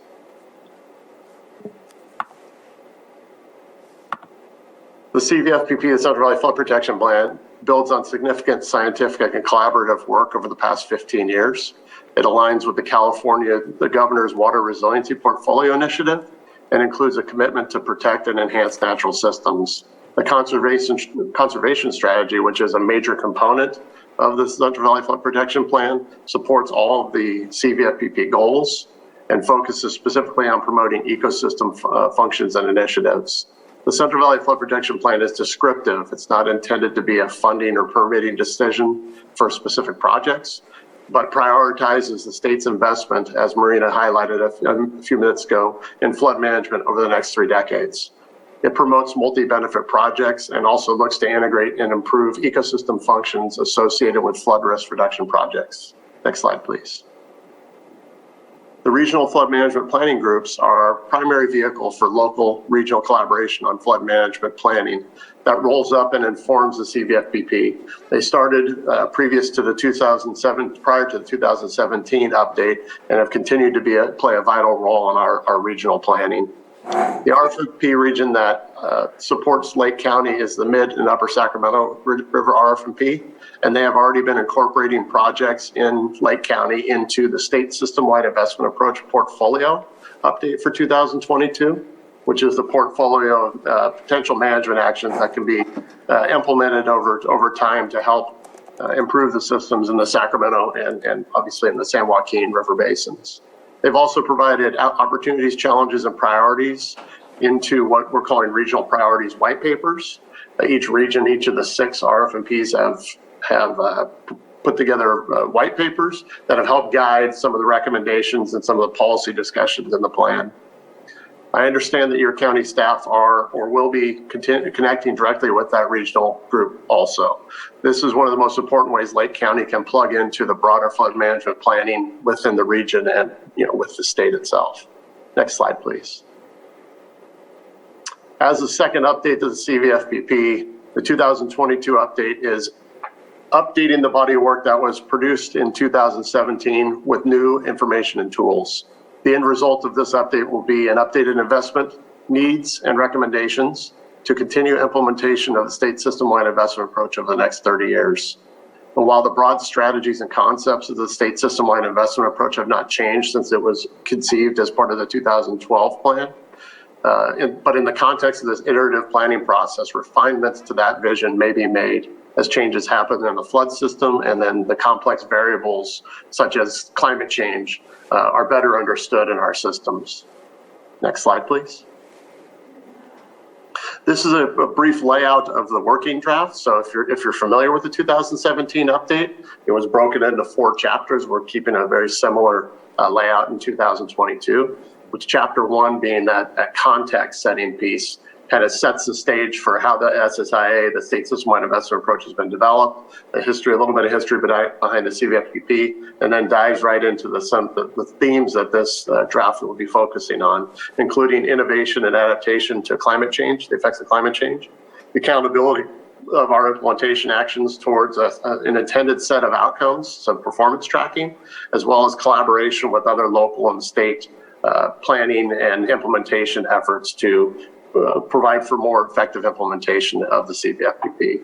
Chapter 2 looks at what's been done. What's that implementation progress that's occurred over since the last update, since 2017, with regards to project implementations, partnerships that have been developed between local, state, and federal interested parties to help progress system-wide efforts, the policy issue discussion that started in 2017, an update on the progress of some of those recommendations, as well as some of the investigations and analysis that's been going on, including the technical and climate change analysis that's been undertaken, as well as the performance tracking work. Chapter 3 takes more of a forward look. What has to be updated? Still has to be updated. What are we planning to do? Kind of that big picture look at the risk priorities, the updated SSI portfolios, what are those outcomes we are trying to achieve with our planning and implementation in the system? So it gives us a broad look at those. And then chapter 4 will be that implementation chapter. How are we going to do this? What are some ways in which we can fund these efforts in a very tight money, funding situation? Additional in the public draft, what you'll see is there are going to be 2-page regional spotlights for the 6 regional flood management planning groups, 1 for each region. Those were developed in close collaboration between the regions themselves as well as the department. So you'll see those as it's kind of that regional space to provide their opportunities, challenges, and priorities. A really nice place. And then finally, we'll have what we're calling a call to action infographic. Won't necessarily be developed for the public draft, but it's something that will be developed between the board, Central Valley Flood Protection Board, and DWR with input as we move through the public process and get closer to adoption in the fall of 2022. That is when the department will produce and the Central Valley Flood Protection Board will adopt the final 2022 draft. Next slide, please. This slide shows the 8 policy issues. Well, there's 10 now, but the policy issues that are being discussed as impediments to implementation in the plan.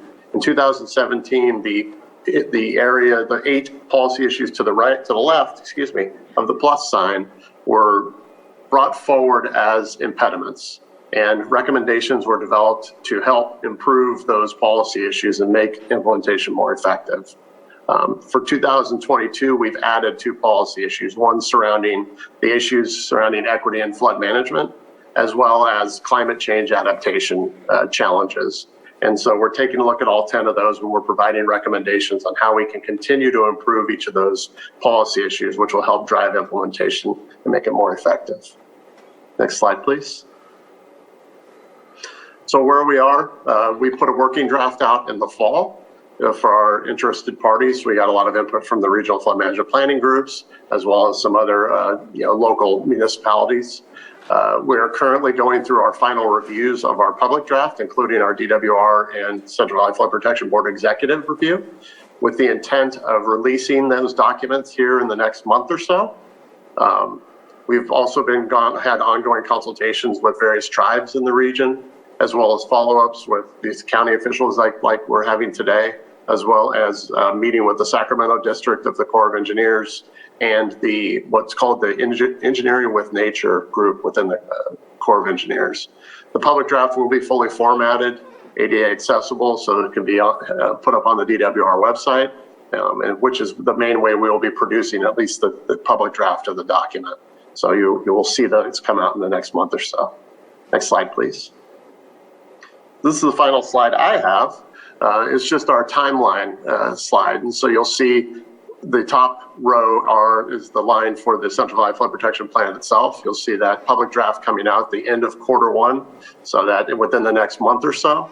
And then that final adopted draft, as mentioned, will be prepared by the department and adopted by the board in late fall 2022. The other pieces are some of the components. The other rows are some of the component efforts, including the flood system status report and state plan of flood control descriptive documents. Those are coming out at a similar time frame to the public draft and adoption, as well as that conservation strategy, which the public draft came out in December, and we'll be looking to have all of those pieces come out in that fall time frame. The last row on the timeline, I will hand it over to Darren, and he'll describe the Central Valley Flood Protection Board public process. Great, thank you, Jason. As Jason mentioned earlier, in accordance with state statute, the board will begin the process of adopting. In addition to the outreach efforts we've done thus far, we will continue a transparent process, which I appreciate, or I know this board appreciates, all of you in your elected capacities.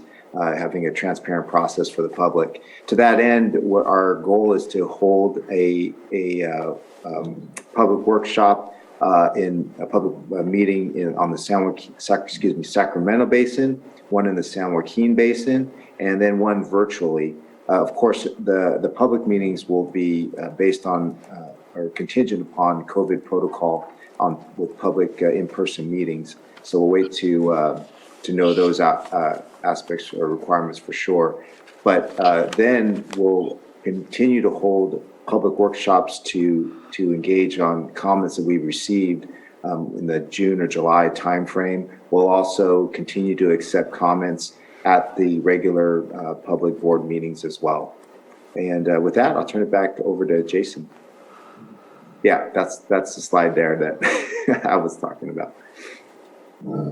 Thank you, Darren. And I will add, before we go to, here's our contact information. Please feel free to contact us with any questions. I also want to add that we are intending to send out a large email kind of blast, I guess, to folks when we release the document, to give them links directly to the document. And that'll include members of the staff that we've been working with at Lake County, as well as any of the board members that would like a direct link sent to their document. And in addition, we will run a relatively limited amount of hard copies if there are folks that still enjoy feeling the paper between their fingers as they review things. So please let us know how we can provide those types of either the link or the hard copy to you. So now I guess we just like to leave some time for questions or thoughts. Thank you. Supervisor Sabatier? Thank you very much for this. Looking forward to the progress moving forward and completing over the course of the year. I was really happy to hear you speak of Middle Creek Restoration Project. I think that's definitely a large flood control project that we've been working on for, unfortunately, a couple of decades and hoping to keep moving forward and get that accomplished. flooding occurs where there's bodies of water. The lake is a difficult one to tackle, with the water rights being in the hands of Yolo County and with the dam. But that was weird. But I'm curious about our, what is being reviewed as far as our creeks. I know that, for example, it's been a while since we've seen some sort of dredging happening at the creek entry points into the lake, which can really hold back the amount of water that's flowing into the lake, which eventually then creates a barrier for that creek and then makes it more likely to flood down the creek further away from the lake when there's heavy amount of rains. Just wondering what is being reviewed for that. And I'll ask my second question after that. Just wondering how that review with the creek is going as far as looking downstream, what can be done at the entry point also at the lake. So Marina, I'm not sure, I would say that one of the challenges I'm having with that question is, the creeks, there are going to be some creeks that are going to be more local jurisdiction and local challenges to deal with. And then there are going to be some areas where, if they're part of what are called the State Plan of Flood Control, that would be something that would fall more into the Central Valley Flood Protection Plan and working within this confines. So I will say it's a little bit of a challenge to respond. I apologize for that. But I will say, with regards to things that are within the SPFC, the State Plan of Flood Control, I apologize for the acronym, the alphabet soup there. Those are things that we would work through the Regional Flood Management Planning Group, at least from a planning perspective. And then once it gets beyond the plan itself and gets into the process, then it's going to be working with some of our flood management implementation programs, whether it be some folks from the maintenance group, or if small communities, if it pertains to small communities. So it's without some of the detail, I guess that's probably the best answer I can provide at this point. And I appreciate that. And I think the question comes from a level of ignorance on my part to not necessarily understanding the separation of what is covered by this versus what's not covered. But I do know that we have some problems in some of our creek entry points, and just wanted to see that. And then those that are and potentially will be covered by this plan, just to check in, because there's been a lot of conversation about the nutrient overload coming in from the creeks into the lake. Is there any potential overlap of dealing with slowing down the creeks in order for the nutrients to drop before going into the lake? Or is that not at all something that can overlap with this program? Sorry if the questions are from left field.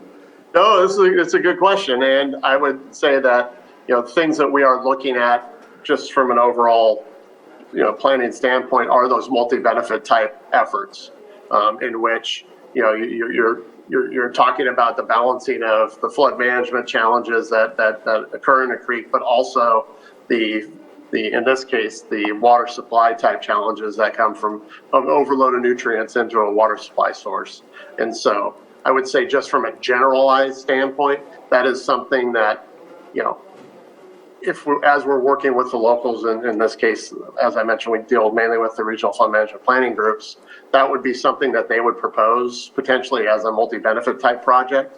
And then we would look at it, as I mentioned previously, that the plan itself wouldn't say, okay, project X is what we want to move forward. Right. But as that project comes higher in the priority list and becomes an item or a management action that the whole, the locals and the state want to move forward, then it moves into those program areas. I know I'm not really giving you a great answer on that, but it does kind of, it's a little bit of a challenge to respond, so. I appreciate that. If I could add maybe, sorry. No, go for it. I was just going to add, maybe what we can do is have Jason and his team follow up with Marina after this meeting to get some more details about where some of these creeks are and where some of these water quality nutrient issues are, and see whether they would fall within the scope of the CVFPP, or in the case of the water quality issue, it might be more appropriate to follow up with the State Water Resources Control Board or other avenues to try to find a solution, funding or a project or something like that. That's great. I appreciate that, and I also appreciate, Mr. Seidley, your response saying that multiple purposes, multiple functions of the work that could potentially be done is definitely something that will be looked into during this process, and I appreciate that because I think that fits and answers the question that I asked. My last statement is it's both great and awkward to talk about flooding at a moment like this. I'm glad that we're discussing it prior to it happening. We should always be moving forward on protecting our communities, but it would be nice to at least be a little closer to the potential of flooding versus where we are currently. It's definitely tough to talk about when it's 75 degrees on March 1st. So. But thank you very much for this presentation. You're welcome. Thank you. Yes, and go ahead, Marina. Thank you. And if I could just add one more thing before we close out, I want to thank the state for taking the time and coming to this discussion and sharing with the community how they can get involved with this update, and just want to reassure folks we will continue with this dialogue. And then here at Water Resources at the local level, we will make sure that we have this presentation on our website, and we will also have the links to all the updates and the documents as related to the CVFPP. So thank you so much to the Board of Supervisors for allowing us to talk to you today, and thank you so much to the state for bringing us in this very important conversation. Thank you. Thank you. Yes, and I thank Supervisor Sabatier for mentioning the Middle Creek area. And also, there's been a lot of interesting discussion in my town hall for West Region Town Hall, and they've been really concerned with the channel of Middle Creek, the historical channel. And so they've been, talking about that quite frequently. And I know that there's work being done, and there's been presentations that have been conducted and whatnot. However, it's just been a very interesting, well, not just interesting, but it's been discussed quite frequently in that town hall. And so this presentation helps. I hope some of the constituents from Upper Lake have tuned in.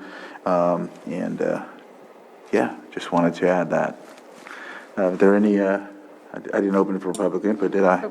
And we have Vice Chair Scott. Just wanted to add, I have the Scotts Valley Community Council that actually came together because of the flooding in our area. And we're really hoping that we can dig into our creek beds, literally, and be able to remove some of the sediment and the gravel. And we have a community really working hard to try to make sure that we're doing the best that we can for making sure our roads are clear, buses can get through, and that houses don't get flooded. And so this is a really important topic to keep up on. Thank you. Okay. Let's see. Is there anybody in the chambers that would like to talk about this discussion? Okay, I'll look online and see if we have anybody in. I don't have anyone in Zoom. I don't see any hands raised, so we'll bring it back to the board. Let's see what we have here. It's a presentation, so thank you for the presentation. Sorry, I wanted to make sure. I didn't want to gloss over it, and then we had some sort of vote. Thank you for your presentation, and have a good rest of the day. Let's see what we got here. Thank you, Chair Crandall, and thank you, Board. Right. We will go back to, let's see, go up to, you said, Supervisor Sabatier, there was another situation on a consent agenda that you wanted to discuss or something of that nature, so. Yes, I apologize. I'm wondering if we can walk backwards our approval of the consent agenda and pull out item, I wanted to correct item 5.6. 5.6, okay. So with that, we would need to, Which one? I'd like to make a motion to reopen the consent agenda. Second? I think Ms. Grant stated we just need to reopen 5.6, is that, or do we need to open the whole consent agenda? You're going to have to reopen the entire consent Okay. agenda, and then Got it. So we have a motion to reopen, and A second? we have a second by Vice Chair Scott. Johanna, please conduct the roll call. Okay, Supervisor Sabatier? Aye. Supervisor Scott? Aye. Supervisor Pyska? Yes. And Supervisor Crandall? Aye. Thank you. And so, Mr. Chair, I'd like to approve the consent agenda, items 5.2, 5.4, 5.5, and 5.7 through 5.13. Second. I have a motion and a second. I'll open it up for public input in case there's any other public input for this, and I'm not seeing any on Zoom or in the chambers. With that, we have a motion and a second. So Johanna, please conduct the roll call. Okay, Supervisor Sabatier? Aye. Supervisor Scott? Aye. Supervisor Pyska? Yes. And Supervisor Crandall? Aye. Thank you. So we will, let's see, we'll go straight to 5.1. Or would you like to go straight to 5.6? I'm fine either way. For 5.1, if you want to take that up now, we were going to invite Patrick Sullivan into the discussion, and Director Darby may want to participate. Supervisor Sabatier, did you have anyone else in mind? That would be perfect. That's okay. So 5.6 was voted on to be pulled. Yes. Okay. Yes. Okay, just For wanted to make discussion. sure. Yeah. So Director Darby is in as an attendee, and I gave her an invitation to join us in here if she wishes. Okay, so while we're waiting for her, I'll go ahead and read 5.1. Item 5.1 of the consent agenda is a waive the formal bidding process pursuant to Lake County Code 38.1 as an extension of an annual agreement, and approve agreement of provision of satellite imagery services by Planet Labs for the County of Lake. And So would you like Patrick to present this, Supervisor Sabatier, or did you just want to comment on it? I can comment on it. I don't know what the board prefers, looking at you, Mr. Chair. Yes, go ahead and comment. So I had two things that I wanted to bring to the board for discussion today, rather than postponing it and then providing my input on it, just in case. Number one, I feel uncomfortable with the waiving of the bidding. There are definitely multiple companies. I think when we first started this, it was very limited in scope. And I also, from reading other agencies using Prop 64 funds, it's not by state virtue that we have to use Planet Labs. Maybe we wrote Planet Labs in our grant application, and I'd like to find out if it's possible that the state would be willing to let us change that. I know there's been some issues, not huge issues. I know it's been very slow at times to receive the information from Planet. I know that sometimes the information is difficult to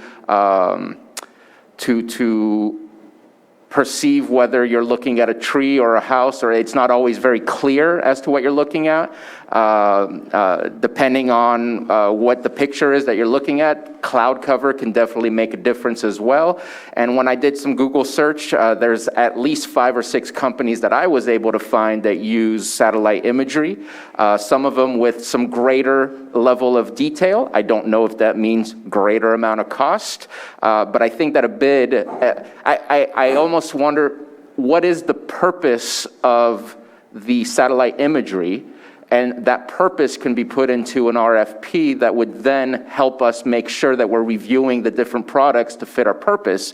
Because one of the things I wanted to bring up as well is, I think the majority of the use of this has been for our taxes. It has not necessarily been used for illegal cannabis. I don't believe any illegal cannabis has been eradicated by using this software. It has not been utilized, I don't believe, by our our building and inspection, where we can see that there's new buildings that are unpermitted that then we can go after and make sure that they do the appropriate process.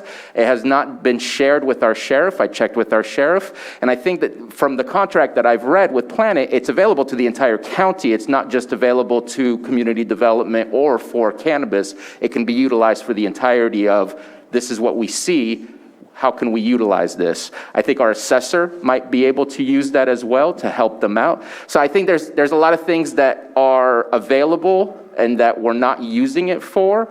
I know we spent $50,000 last year, and I don't believe we actually received the total $50,000 worth of value in return. And my last thing is, I'd like to know what our plan is, because in the memo, it says something about illegal cannabis, but again, I don't think we did anything, if not much, for illegal cannabis using this Planet satellite imagery. I'd like to know what a policy or what our plan is to really go and use this for illegal cannabis and make it as public as possible. This is what we're doing. We're coming after those who are not following the rules. That way it helps to hold us accountable for making sure that we do the things that we want to get done, or else we're gonna have another year go by potentially where we can't, there's nothing to hold us accountable for that. And granted, it's staffing issues and other issues that come around, but I think that it helps when we have a plan rather than saying, oops, we weren't able to make this happen. And I know there was a lot of transition and a lot of issues that came along to not make things happen last year, but I want to make sure that things happen this year. It's important to me personally that we use this software for the greatest purpose that we can. And because of what happened last year, I'm somewhat concerned to waive the bidding and just say yes without knowing what exactly are we planning to do. All right, so either Director Darby or Patrick, if you'd like to add anything to or answer any of the questions, or we'll give you the opportunity to go ahead and state to us what that is. Sure. Well, if it's all right, I can lead off with a little bit of background on the program and why we wanted to go down this path. As Supervisor Spatier did point out, this is part of the Prop 64 Public Health and Safety Grant. And this was included in our proposals, and it's been mentioned and referenced in all of our meetings with the state since the grant began. I think there were supposed to be a few points that went along with this grant. There was supposed to be a dedicated cannabis code enforcement officer that was going to be using this satellite imagery as we went through it. An officer was hired last year and was unfortunately only here for a few months before he moved on. So I believe that was a major hurdle to getting a lot out of this imagery. We did get a countywide image done. We did get various hotspot imaging done, but I believe Supervisor Spatier's point is probably correct that there wasn't a lot of other enforcement related to this imagery through code enforcement during this period. The tax program has used it considerably. We have made it clear to other departments that have wanted it that they could use it. We haven't had a lot of interest. We had reached out to the sheriff's office, but I don't believe anyone has actually requested access to that data. But it is available. Other county units can use it. Our license allows any county employee to operate with that. We did go through multiple trainings with Planet. Unfortunately, most of the staff that was trained during the various periods is no longer with us. So that has also been a hurdle as we've gone through this. So I think from staff's perspective on trying to stick with Planet is that we have worked through a lot of the technical difficulties. We've been having regular meetings with them. We have the hosted data connection up and running where the more refined imagery is available. They're working on a lot of the corrections and additions that we've asked for, at least from a technical standpoint. So this is the product we've been working with. We're in the middle. We're about halfway through this grant. And we're hoping to try to get the ball rolling here because this is our second to last season where we have this funding available, where we can show that we're making a difference And that would be starting next month, or April, May. So I think the concern is that we've put a lot of effort into trying to get this planet agreement right. And there is still not a cannabis code enforcement officer in CDD that's assigned to this grant program. So I'm just not sure what capacity they have to be able to dive further into this. So I'd probably defer to Director Darby on that aspect. Hello, everyone. How are you doing? Hello, good morning. Dr. Darby. Sorry, my computer, I couldn't get it to unmute, so I missed some of the questions, but I've been following the conversation for the last few minutes, so I'm kind of sure where we are. So in terms of the satellite imagery and the code enforcement officer, we are advertising now for a code enforcement officer for cannabis specifically. However, the satellite imagery is being somewhat used now by our code enforcement manager, and we are training the new Code Enforcement 2 Roadmap Task Force officers that we have on board that's joined us in the last month to use it. So I think that in the near future, we'll be able to utilize it better. I do understand the concerns about the clarity of the satellite imagery, but I would like to have a little bit more time to kind of visit that to see how that's working for our team. And I think that will take approximately another couple of months for us to see how the satellite imagery is working for the CDD team. So we do have players or the capacity to use it as of now. Thank you.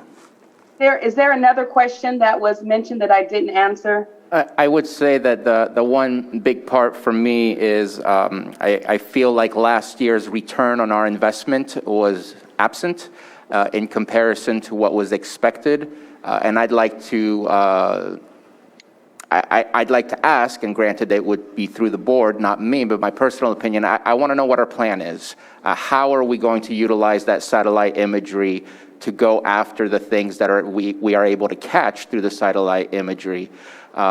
Because if all we're using it for, and I know that's not all we're using it for, but the majority of the use last year was for taxes, we could have waited an extra 6 months and through Google Earth get the same type of information for free.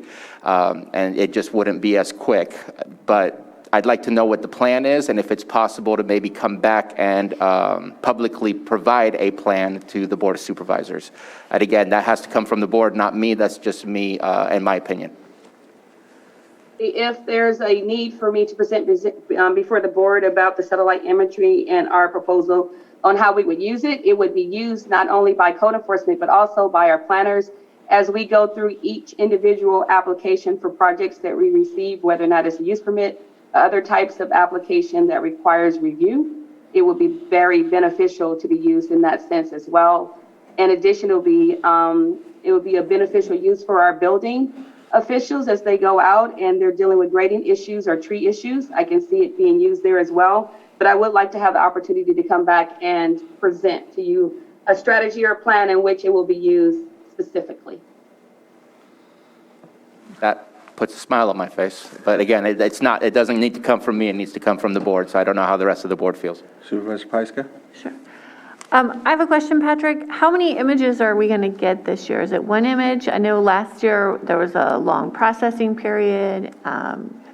So what's the plan with the image, and then what is the time lag before it's usable? So a lot of that I would hope could be worked out specifically with code enforcement when it gets going, but there's two parts to this. We have enough within this contract to get a countywide image completed. But then there's also remaining funds that can be used for more specific targeting of different areas. So if code enforcement wanted to follow up on certain neighborhoods, certain regions, there should be plenty of funding left to do that. We can always add increments to this contract if we needed to.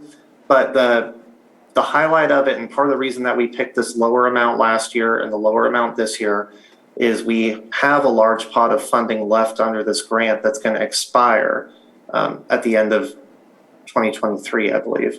And once you sign an agreement for satellite imagery, it's basically use it or lose it. So our concern was we didn't want to potentially sign up to purchase more if we weren't sure that it could all be utilized. because that is the problem that we ran into last year, and we want to ensure we don't end up there again. But the main focus is that countywide image. There's funding available for more imagery in spring and fall, both for planting and harvest time, if code enforcement wanted to look at it. Again, anyone that works for the county would be eligible to look at this, but in terms of the actual targeting of the imagery to be in compliance with the grant, it does have to be specifically targeted for illegal cultivation. And how long does it take to process the image? It depends on what Planet's constraints are at the time. Because so many other agencies are using this for cannabis cultivation in our area, we found that July, August, for instance, is very busy. So if we want an image done during that time, let's say of the whole county, we would want to notify Planet probably by early June that we want that image done. When it's less busy, for instance, April, May, earlier in June, in our experience, often the image is back within several days to a week of when we've ordered it. So it depends on both the size and scope of the image and how many requests Planet has at that moment. Thanks. Supervisor Sabatier? And that's part of the strategy that I was kind of talking about is what are our dates that we're looking at in advance? That way we're very proactive about how we're planning to use this rather than reactive. And I think it helps out. And I think too, it gives the constituents a chance to know the strategy plan that we're going for, because as of now, I know we have our town halls where they come and explain it, but at the same time, at the board level, they know what's moving forward and how we're using that to fight what they commonly are upset about. Vice Chair Scott. You know, I definitely agree. This is a very important piece of technology if used correctly. So if we could lay out a plan of how we're going to use this, how we're going to tackle it, I think that would be important. I know the question was raised if waiving the formal bidding process was appropriate. And with any technology, I think it's appropriate, as Patrick pointed out, that they're just trying to get to understand these programs. And I think it would be detrimental if we went in and used a different server or different product, and then we would be back at square one trying to learn how to use it. So I think it's very important to stay with what we have. Supervisor Sabatier? And I can agree to move forward with the waiving of the bidding due to the fact that it's part of a grant and seeing this as more of an amendment rather than a brand new contract. But what I would suggest is that we definitely look to see what other software is out there, because some of the software that I identified when doing my research use artificial intelligence to help us find the things that are different on the map. Because if you have a year-to-year or month-to-month, the artificial intelligence could automatically find out, hey, these things have changed, take a look at these areas, and then it can highlight new buildings that were built without permits. It can highlight cannabis grows that we weren't aware of. And so I think that there's other things that, I don't know if it's available already with Planet and we're just not utilizing it, but it seemed to me like there was other tool sets within the programs that were offered from varying different people. So I'm okay with the following what we have, for the fact that we do want to move forward and make sure that the grant gets spent appropriately for this. But I think that there's definitely good reason to look around after the fact. All right. Go ahead, Patrick. Yeah. Cool. I can just add one other point regarding what Supervisor Sabatier brought up. There may be the opportunity for even further funding under this current grant agreement later this year if other options were looked at, because we are having large cost savings under salaries and benefits. That was part of this grant program. And we can petition the state, if we can sort of show success moving forward with this program, to reallocate those funds to another part of the grant, like satellite imagery. Thank you. Thank you, Pat. So, Mr. Chair, as we said earlier, we're not able to approve this agreement today because there's still a minor issue being worked on, and so we would have it on the agenda next week for approval, and then when everyone is ready, the plan. All right. So I'll open it up for public input. It looks like we have somebody in the room that would like to speak. If you can come to the microphone and state your name, and you have 3 minutes.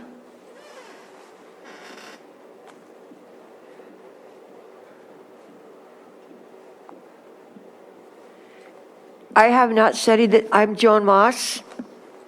I'm an interested person, journalist, etc. I want to point out that Ms. Darby mentioned a lot of other uses for this satellite imagery. And what I want to know is this for illegal cannabis or is it for other building issues that Ms. Darby has on her table? And is this Big Brother watching us without our permission? I just want to know that. I mean, anybody can use a satellite to find out anything. Is that true? Thank you. Thank you. I think she stated that earlier when we were discussing it, that it was for building or cannabis, but we needed the training on it. There was someone hired for it. And I'll let Ms. Darby answer, but I don't think it's for Big Brother. We're not involved with that, but I'll go ahead and let Ms. Darby answer that. Ms. Moss, how are you doing today? So it is not for Big Brother watching. The question I received was there other things that we could use the satellite imagery for? And I mentioned that we can use it for when we're going through our zoning applications to see whether or not there are illegal items on a particular lot. But I think I heard, just for clarification purposes through Patrick, that Patrick stated that it was purchased for cannabis. Is that correct, Patrick? So I could be incorrect with other uses that I was proposing.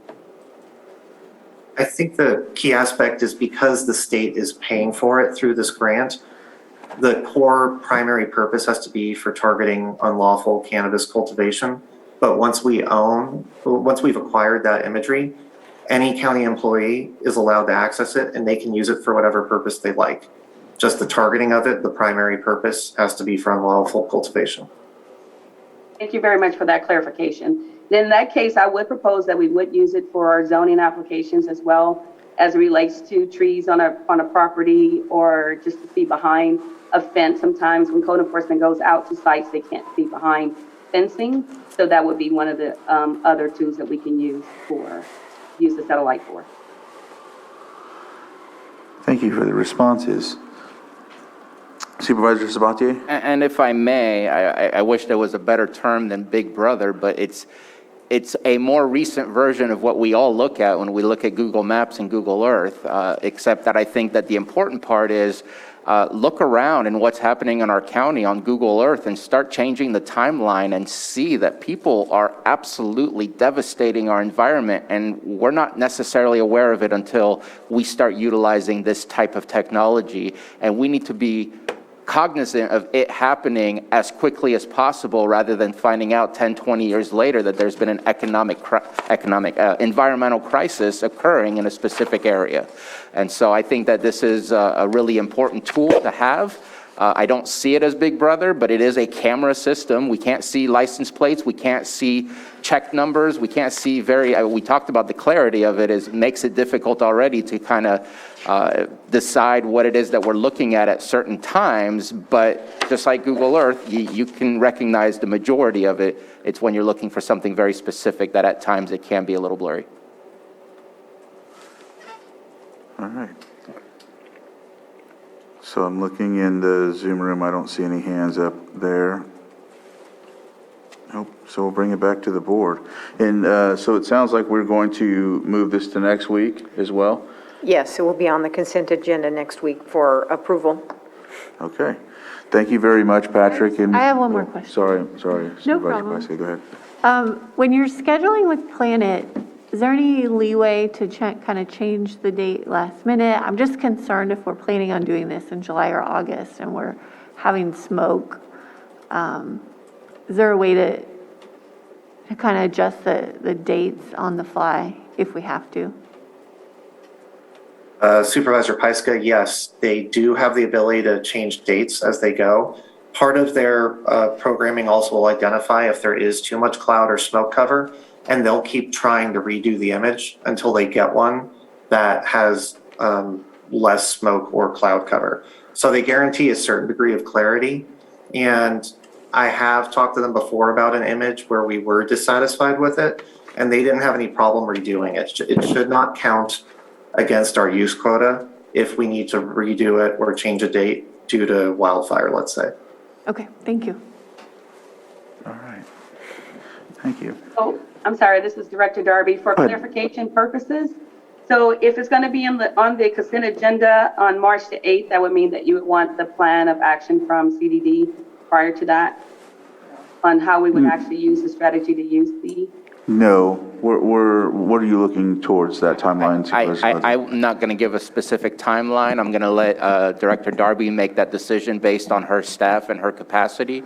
But I would love to have that come back to us for a presentation so that the board is aware of what the plan is and the public is made aware of what the plan is. And those growing illegally could be made aware of what the plan is so that they can be a little bit nervous of doing these things around here in Lake County.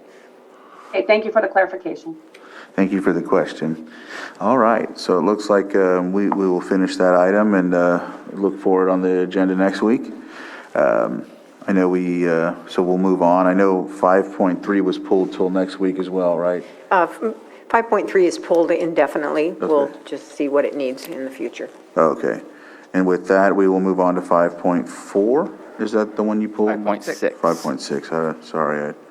5.6, approve amendment to the agreement between the County of Lake and Vista Pacifica Enterprises Incorporated for adult residential support services and specialty mental health services for fiscal year 2021-2022 to decrease the total compensation payable under the agreement by $8,000 for new contract maximum of $52,000 and authorize the board chair to sign. And it looks like that would be Director Metcalf, if you are on. I think this is your item. Supervisor Sabatier, go ahead.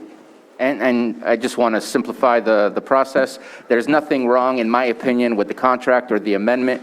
It was simply a numbers issue where on the memo and on our recommended action, it said payable under the agreement by $8,000 for a new contract maximum of $52,000. The original contract was $110,000. It's a reduction of $58,000. Within the actual amendment agreement, it says it correctly, but in our recommended action, because it was incorrect, I wanted to make sure and pull that and fix that. It should be $58,000 to make a new contract maximum of $52,000. All right, Director Metcalf, I see you're on, so I just want to go ahead and give you a chance to state anything if you need to. Yeah, Supervisor Sabatier and I already had a conversation about it. It's just we're just off by $50,000, and so he articulated it perfectly well. So yeah, the contract is correct, but the memo was incorrect. So we just wanted some clarification, or provide clarification. Okay, thank you for that. So we'll go ahead and open it up for public input. There's nobody in the room I see that's jumping up, and I don't see anyone in the Zoom room. So I'll bring it back to the board for action. Mr. Chair, I move to approve the agreement between the amended agreement between the County of Lake and Vista Pacifica Enterprises for adult residential support services and specialty mental health services for fiscal year 21-22 to decrease the total compensation payable under the agreement by $58,000 for a new contract maximum of $52,000 and authorize the board chair to sign. Second. So I have a motion and a second. Johanna, please conduct the roll call. Okay, Supervisor Sabatier. Aye. Supervisor Scott. Aye. Supervisor Pyska. Yes. And Supervisor Crandall. Aye. Thank you. All right. CAO Hutchinson, is there a preference? I know we have, probably be a good idea to talk about the possibility of lunch. I see we have quite a bit on the non-timed items, and so I know some of those might be lengthy. Is there one that anybody out of the directors would like to probably go now or has time limitations or anything like that? We have the Health Services Director and the Sheriff in the Zoom, and I imagine they're here for the local health emergency and local emergency declarations, the renewals. And so I might request, I think that discussion, all of those items will go relatively quickly. We're talking about 7.7 through 7.13. Okay. So I would ask if you might consider taking those up now. Yeah, I think we'll do that. That's a good idea. So we'll start with 7.7. Consideration of continuation of local health emergency by the Lake County Health Officer for the Cache Fire. And so, And let's see, so we're seeing the sheriff now, and we're seeing our environmental health director. Director Portney, are you still with us? I saw him a moment ago. yes, there he is. There he is, okay. So yes, we'll start with the cash fire. All right. And Mr. Chair, I did put at your workstation a List. summary chart that tells you where we're at with each one of these. And you'll note on that summary sheet that there are two we are not renewing, so you do not see them on your agenda for Mindo Complex or Pawnee. Those will be phased out. And so then we'll yield to the respective departments to tell you about 7.7 and so on. All right. Director Portney, we'll go ahead and give the floor to you. Great, thank you, supervisors, and again, thank you for your time. Sheriff Brian Martin and our Director of Environmental Health, Greg, are with us today, and they are well versed on the matter, and they will take it from here. Okay. Sheriff Martin, if you wanted to go ahead and elaborate. I'll certainly defer to the environmental health director. I think a lot of this circles around the environmental impacts of the cash fires as it impacts the city of Clear Lake. I just knew that Craig Weatherby batted third in baseball, so I wanted to make sure he was in that same position. Go ahead. Your memory is faulty. I batted cleanup. Thank you very much. Thank you for this morning for the opportunity to talk a little bit about the Cache Creek fire. I am happy to report that the work has been continuing and ongoing. The state has completed many of the cleanups for the properties. However, they are continuing work at this time. They are out there this week working on several properties for erosion control. And I believe they also had a couple of properties where they needed to do rescrapes as they came back high in either lead or mercury or something along those lines. So they are conducting those cleanups now. This cleanup is being administered by City of Clear Lake. So we are working with City of Clear Lake, Mr. Flora, that we've been working with directly on that. So they need a little bit more time to complete this. I recommend keeping this emergency declaration open at this time. Thank you, Mr. Weatherby. Do we have anything from the board? Supervisor Sabatier. I know from the last report from the city of Clear Lake, I believe they had some issues with 3 properties for right of entry. And so that's definitely something that's keeping this open because of that. And so appreciate that they're coming back, though, to rescrape and to make sure that it's done correctly. So thank you for the update. All right. So I'll open it up to the public. Is there anybody in the chambers that would like to talk about this item? Not seeing any. I don't see any on the Zoom room with their hands up. So I'll bring it back to the board for deliberation. Actually, I do have one question. Mr. Weatherby, I know that this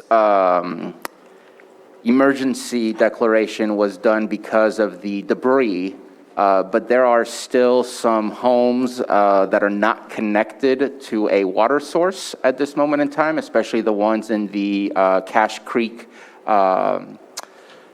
RV Park, and just curious if that lack of connection will continue our local health emergency, or is it solely based on the debris process? That is an excellent question. Thank you for asking. My focus has solely been on the debris removal. I have not commented to the water source. I know that water sources were connected to a couple of the parks from county services that used to be on private service.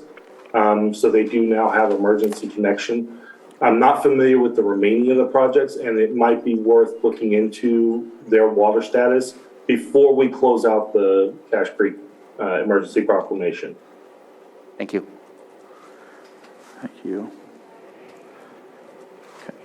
I think we're just looking for action. And if nothing further, Mr. Chair, I move to approve the continuation of local health emergency by the Lake County Health Officer for the Cache Fire.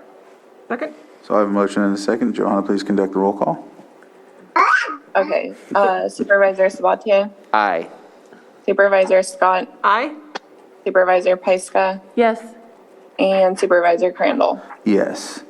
Thank you very much, Director Portney, Sheriff Martin, and Mr. Weatherby for your assistance on this topic. All right, we'll move on to 7.8, consideration of continuation of a local health emergency related to the 2019 coronavirus COVID-19 as proclaimed by the Lake County Public Health Officer. And with that, we will continue with, I think it's Director Portney. Yeah, go ahead, Director Portney. Hello. Thank you, Supervisors, for your time again. So the request in the amendment is to, if I'm understanding correctly, lift the state of emergency for COVID-19. No, I think it's to, which is declared, Mark. I think it's just to continue, if we're going to continue or lift, yeah. My recommendation would be to continue while still following the CDC and public health guidelines. We are considering, based on the slides and feedback we got this morning, around our current position in our red tier. I think and would advise that we continue moving forward for the safety and betterment of our community. All right, thank you for that. Supervisor Sabatier. So I did have a question. I guess this might be a question for any of the three that I see on the screen right now, CAO Hutchinson, Sheriff Martin, or Director Portney. There's two current emergencies related to COVID. There's one from the sheriff and one from public health. Does one or both need to remain open in order for us to continue the processing of reimbursements? Because I know that's one of the things that Cal OES, even though the emergency may be over 5 months, 6 months ago, that we continue some of these. Does it matter which one it is? Just kind of curious. So I'll wager a response unless you want to, Brian? Do you? Your response might be similar to mine, so I'll let you go. Okay.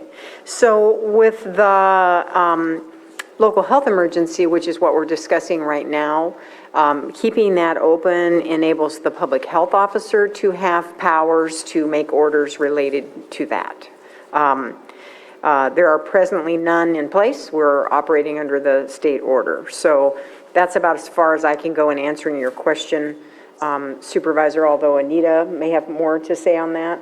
The other emergency, which was decreed by Brian as our OES director, is the one that definitely is linked to being able to continue to claim state and federal funding. And so that one needs to remain in place.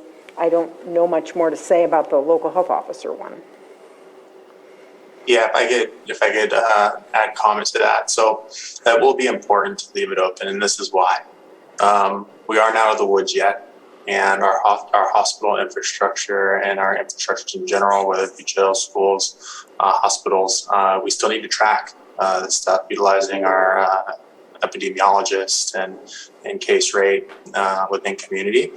And now, as Dr. Pace indicated, these spikes come in waves, right? And so we do not want to close this border with, God forbid, in the next 3 months, we're in a more dire strait, not allowing the health officer the opportunity to put necessary processes in place to protect communities. So my recommendation would be to leave it open. Ms. Rand, did you have anything? I would just suggest that it is the health officer's determination that's before your board today in terms of the continuation. And your board may very well want to consider getting further information from a medical professional on a new agenda item before you determine to simply dismiss this out of hand. Thank you. Thank you. All right, Supervisor Sabatier. And just as my curiosity, again, looking for board consensus if this is something we can do. If it's possible, when we redo this 30 days later, I know there was a question from the public, and I think it was a good question, and I am curious to know what the answer is. I have an idea of what it is, but how much have we spent for vaccination, for testing. I know that we've received a lot of grants. I know that we've spent a lot of that money from the grants, and I'd love to get a little bit of a report to see exactly how much money have we received and how much money have we spent towards the purpose of protecting our community and providing those services. I think that would be a good piece of information, but again, looking for consensus from the board. And also, I missed this during our previous COVID conversation, and I think it's still relevant to this subject here, which is we also had a contract that we signed with both Kanokati Wellness, I believe is the name, and also Lake County Office of Education to really push and focus messaging and support for our tribal and Latino communities.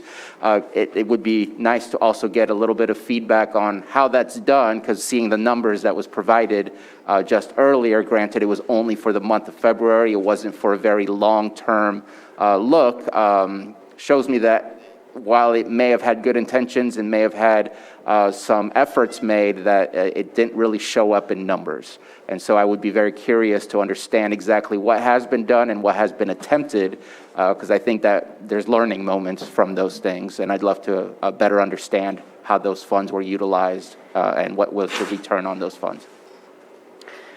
Leo Hutchinson. And so, Mr. Chair, the next date that these renewals would land on your calendar again, since they have to be renewed every 30 days, or they disappear if you don't, that would be the 22nd of March.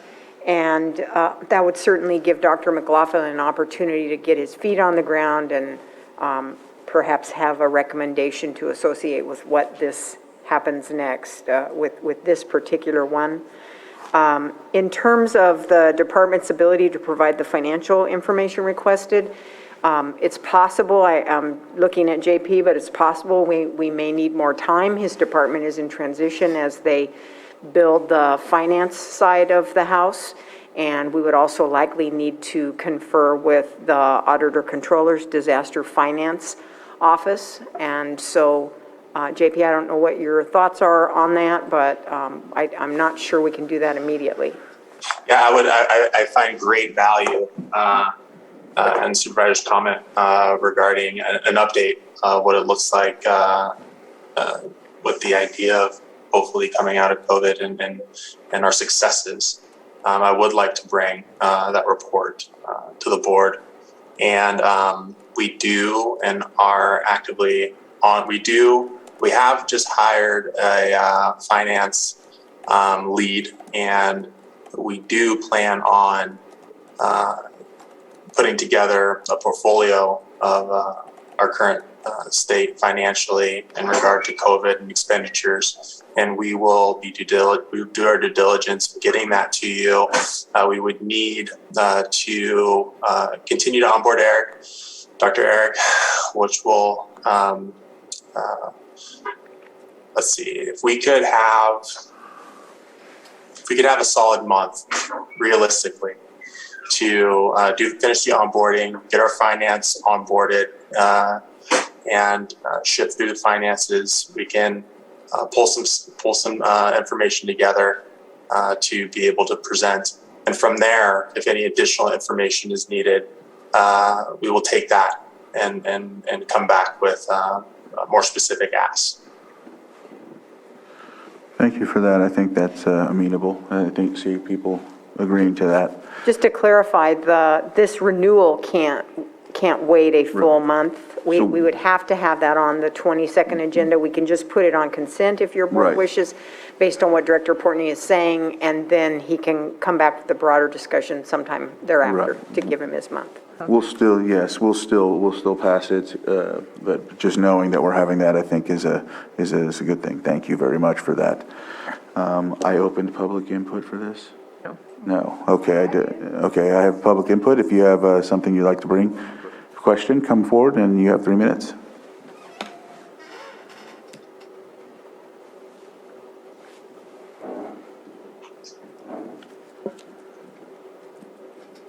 Joan Moss, I want to know what it means to be in the red tier. Thank you. Mr. Chair, we haven't discussed red tier today. It's not part of this, this agenda item. The red tier was part of the state standards, which were discontinued a number of months ago. I think it was the CDC. Yeah, I think it's the On the CDC website. Yeah, so there is a red tier, and I think it's relevant to this topic since it's a local public health emergency. Wondering if Director Portney might be up. Is he frozen or? Oh, he's there. I'm here. Okay, there. He was very still. So if I'm hearing the question correctly, what does it mean to be in the red tier? So there is a green, yellow, and red tier. And if we wanted to use traffic signals, right, in relation to COVID, green is you're good to go with lifting most mask mandates and life is normal. Yellow is you better be cautious because you're not out of the woods yet. And red is there's a real cause for concern, and you might want to ensure that appropriate health measures and preventions are in place to preserve life, reducing sickness and death. So to get really specific, Lake County is in a red tier because our data shows that our cases and our rates in the county are higher than counties that may be in the yellow or green tier. And because we are in the red tier, according to the CDC's website and metrics, according to our data with hospitalizations, case and rates, we have to be cautious and stay diligent. So that's what I mean by the red tier. And that is the tier that Lake County is currently in regarding COVID-19. All right, thank you for that. Appreciate that explanation. We'll go ahead and open it up to the Zoom callers. Julia Bono, you have your hand raised. Please unmute, and you have 3 minutes. Hello, yes, I previously spoke before the board on the subject of mask requirements and mask mandates. I am firmly against the use of, I have 2 degrees in scientific research. I'm here to speak against the use of mask mandates to prevent the transmission of the SARS-CoV-2 virus that causes the COVID-19 disease. There's hundreds of peer-reviewed studies that show surgical ear loop masks are generally ineffective against preventing the transmission of tiny virons, including those on the order. Is it possible to interrupt because there is no current mandate coming from public health officers, and this local emergency only allows for the public health officer to be able to I guess you could speak against it happening, but the only mask mandate we have is for our public buildings that are done by the Board of Supervisors, not by the public health officer at this moment in time. Just wanted to at least direct you on your argument that you're making. Thank you, sir. So are you saying that I need to address, I really want to address the ineffectiveness of mask mandates and inform anyone. We're talking about the ongoing health emergency. So mask mandates or using masks to combat this would not be relevant? But there's no mask mandate except for in county buildings. So, it's not necessarily mandated. It's just an order that we gave so that we protect the employees and the citizens that are coming in. So there's not. So I don't know what you're talking about, a mandate like in the county or something of that. That's not on subject with the emergency per se. I see. Well, in that case, I'll just simply put into the conversation the hundreds of peer-reviewed studies about the ineffectiveness of mask wearing. So if the county or any of its advisors or actors decide that masks are an appropriate response, I wish to counter that with the hundreds of peer-reviewed studies that I have discovered saying that they are not effective against microscopic virons like the SARS-CoV-2 virus. That's mainly what I wanted to add to the conversation. I'll come over. Thank you. Thank you. So I'm not seeing any other hands raised on the attendee list, so I'll go ahead and close public input, and we'll move forward on this, see if we can move forward with action. And I apologize for that interruption to the commenter, but I think that it directed her in the right appropriate statement of saying if something happens, that she would disagree with that. So convoluted the conversation. You helped because I stopped people before, and I don't want to stop people. Sometimes I get confused about what I can stop for and not, so apologize for that.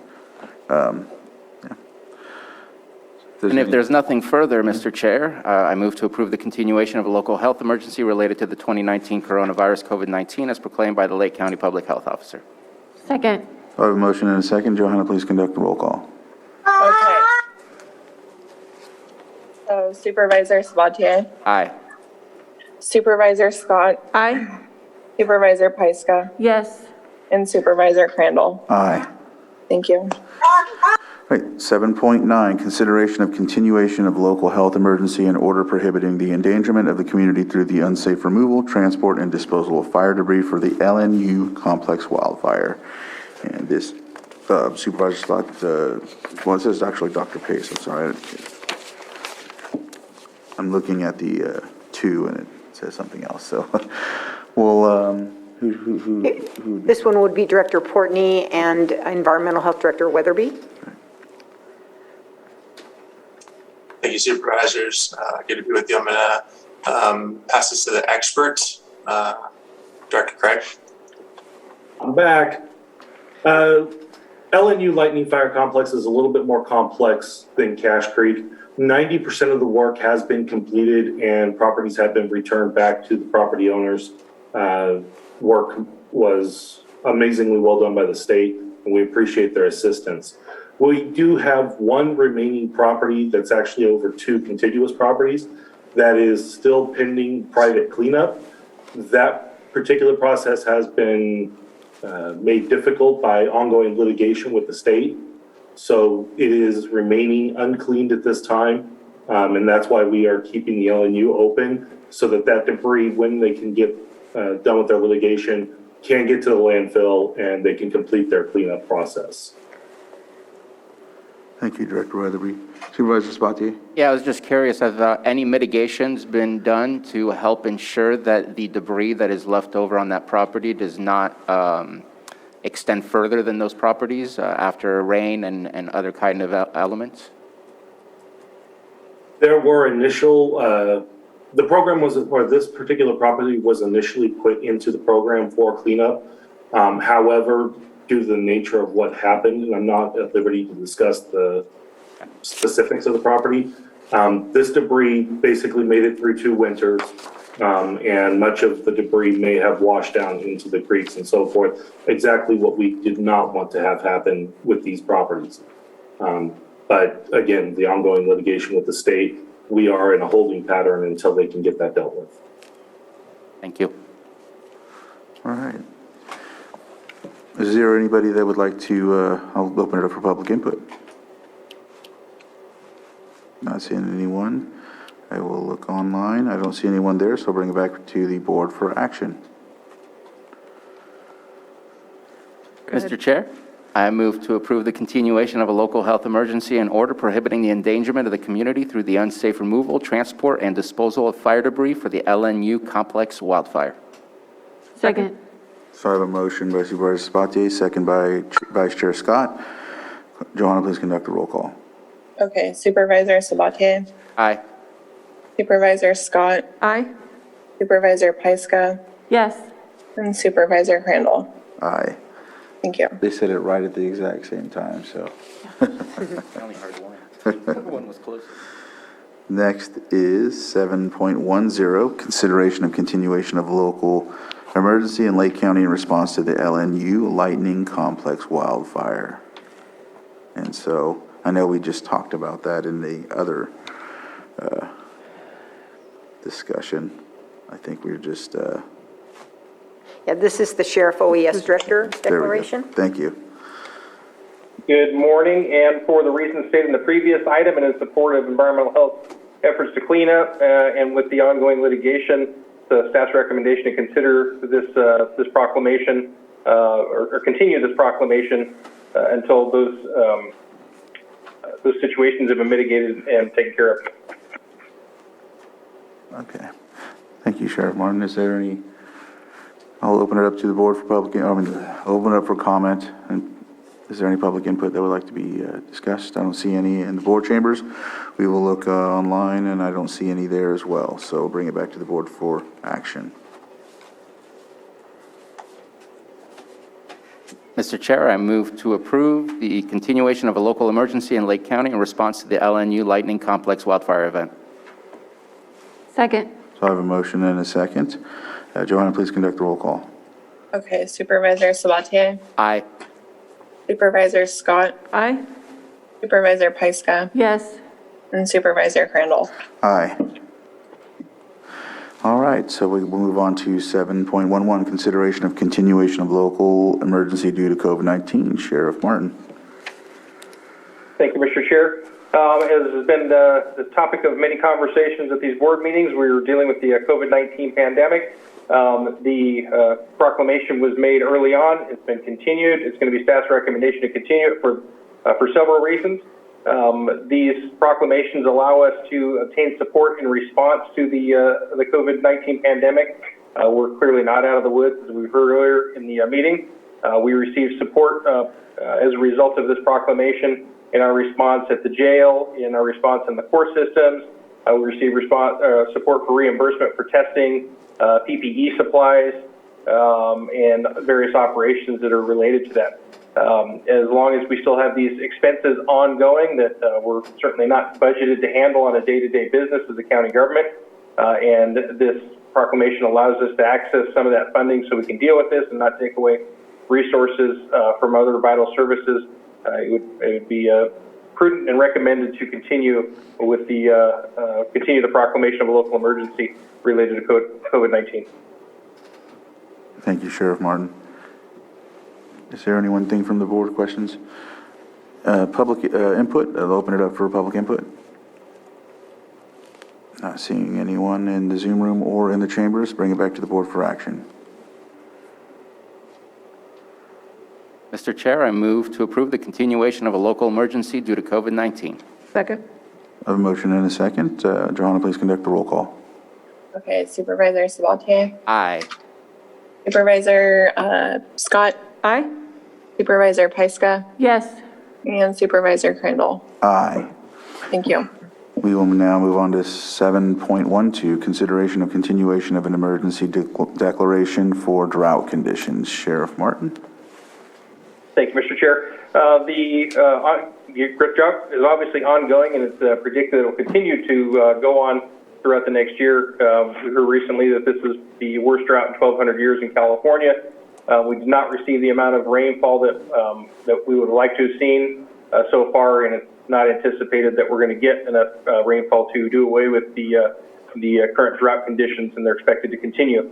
I don't know that we have any projects available. However, the emergency proclamation would certainly make us available to any funding that's related to conditions caused or exacerbated by the drought. There's ongoing discussions with the Risk Reduction Authority related to drought conditions that have exacerbated tree mortality in the county. There have been projects that have occurred as a result of the drought in working with some of the local tribes in identifying elevated levels of cyanobacteria in people's drinking water sources when they have systems that draw directly from the lake.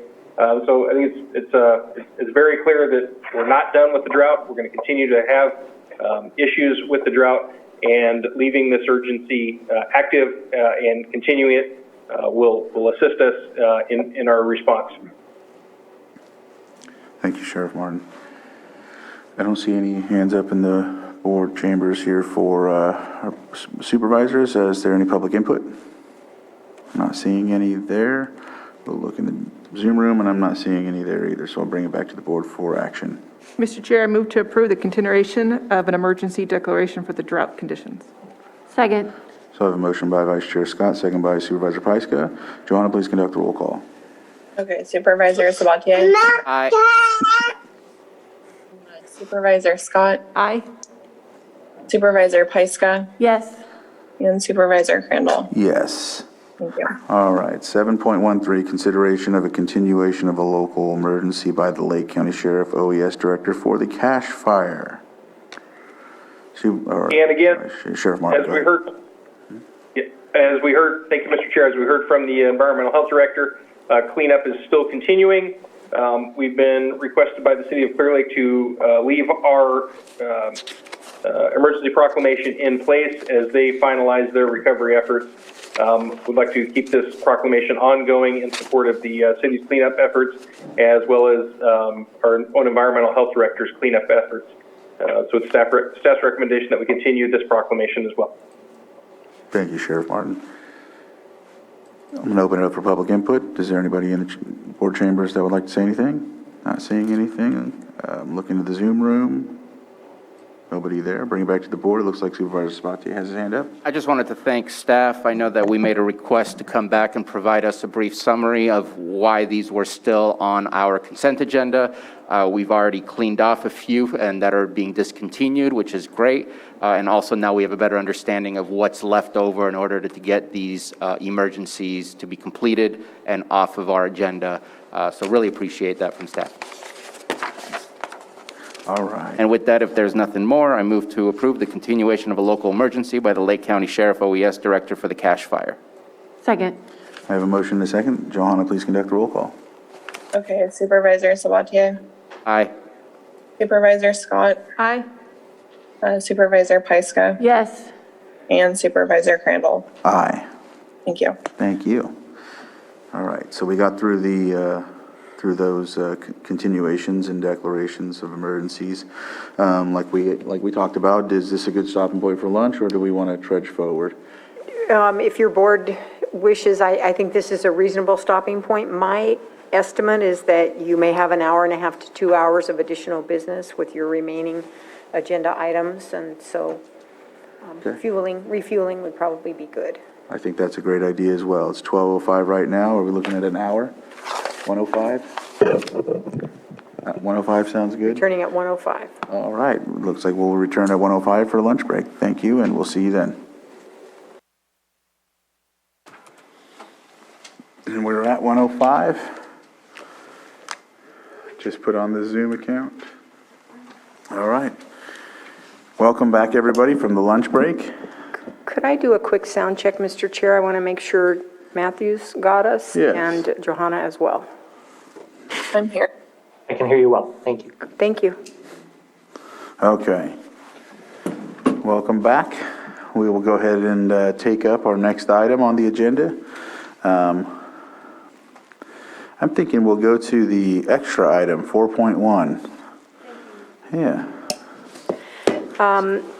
And so the title of this extra item, I'm just seeing there's a error on my memo, but maybe Johanna caught that. Anyway, what I'm asking your board to do is consider postponing your special meeting, which was set for this Thursday, the 3rd at 9 a.m. to hold your annual governance workshop that day because Supervisor Simon cannot be present. And so I'm asking your board to postpone that and at the same time schedule another date, if you will.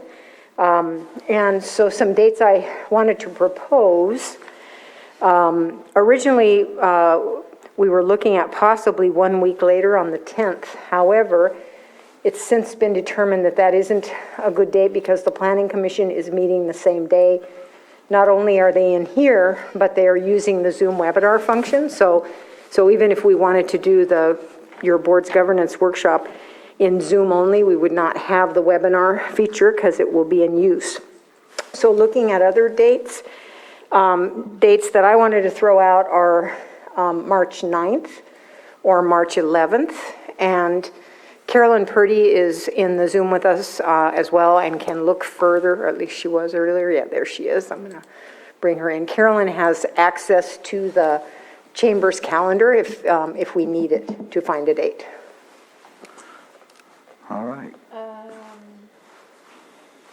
The 9th or the 11th work for me. The 11th works for me.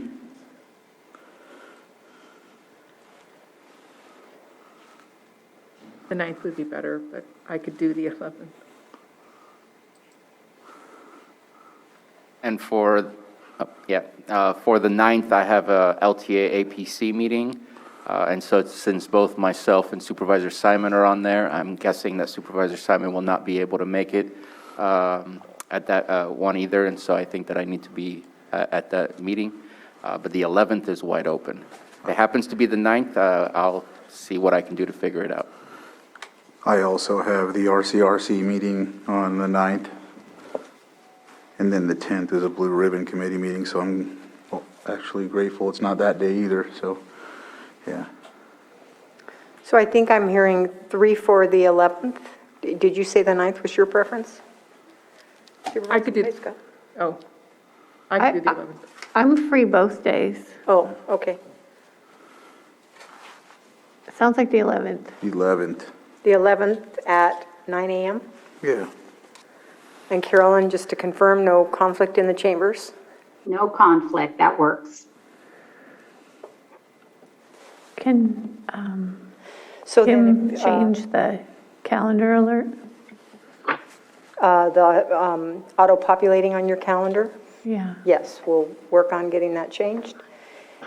So again, just to confirm, you're agreeing to actually, I guess I would say cancel March 3rd and reschedule for March 11th. And if that's correct, you may want to do that by motion, And that's again 9 a.m. on the 11th. 9 a.m. It could be flexible if you need it to be, Supervisor. No, just checking. So I'll open it up for public input. Is there anybody in the chambers that would like to comment on this? No? And let's check the Zoom room. I got it back up, so I'm good. Don't see anybody in Zoom, so we'll bring it back to the board for action. I have a question. Yes. Last year, we had a homework for this, right? And do we have homework this year? No, you don't. The department heads have homework. Okay. Have been working very diligently. They're going to present you with a State of the County report where they have taken the Vision 2028 and divided into 4 groups of department heads, and each group will have a presentation for you, and then there will be lots of discussion about all of that and further priorities, et cetera. Okay. So I move that we move our special governance board meeting from March 3rd to March 11th at 9 a.m. Second. So I have a motion and a second. Johanna, please conduct the roll call. Okay, Supervisor Sabatier, Aye. Supervisor Scott, Aye. Supervisor Pyska, Yes. and Supervisor Crandall. Aye. Thank you. Thank you. Thank you. Looks like so our item 4 on the agenda is complete. Now let's move on to our non-timed items, back to those. And is there a preference, CAO Hutchinson, on which one of these should be done first or with time restraints? I do not have a preference, Mr. Chair. If you'd like, I could also, Mary Darby has an item there, 7.6. I can reach out to her and find out what time she could be available, but perhaps you want to take up the other things before that. Oh, she is here in Zoom? Okay, so then with that in mind, Mr. Chair, you may want to take that up so she doesn't have to wait any longer. So we'll do item 7.6, consideration of county's participation with clerk in CAL FIRE funding programs. And with that, go ahead and give Director Darby the floor. Hello, everyone. Good to see you again. So this particular project is the Clear Lake Environmental Research Center is requesting that the county or the Community Development Department to consider the uploading of 8 categorically exempt projects into the state clearinghouse to begin the public review process. The scope of the projects are to reduce fuel loads, which will reduce the spread and severity of a wildfire should one occur. The clerk projects, which are coordinated by a grant that was awarded to CAL FIRE, funded by a forest health grant, would support removal of hazardous vegetation in CAL FIRE's highest priority areas in Lake County. The 8 projects are identified as the Lake County Wildfire Resilience, Benmore Valley Forest Health, Darner Forest Health Project, Shambhala Hazardous Fuel Reduction Project, Rothman Hazardous Fuel Reduction Project, South Cobb Forest Health Project, the Loch Lomond Hazardous Fuel Reduction Project, and the Sigler Springs Hazardous Fuel Reduction Project. In order for CDD to upload these projects to the state clearinghouse on behalf of clerk, the county would have to be considered as lead agency. CDD supports the clerk projects based on the need for such work and to support the vision of the Lake County General Plan, Public Facilities and Services Elements Goals, which is to continue to promote cooperative fire projection agreements with the California Division of Forestry and to provide added fire protection on a year-round basis. To that end, CDD request is asking the Board of Supervisors to approve the request by Clear Lake Environmental Research Center clerk for the county to act as lead agency solely for the purpose of accepting clerk's environmental determinations that there are specified categorical exemptions for projects to be undertaken under the Forest Health Grant Program and posting those applications with the state clearinghouse for the required circulation period. The CAL FIRE's Forest Health Program works with local partners to address fire prevention and to improve forest health. In a partnership role, the county may act as lead agency for the purposes in which I described above.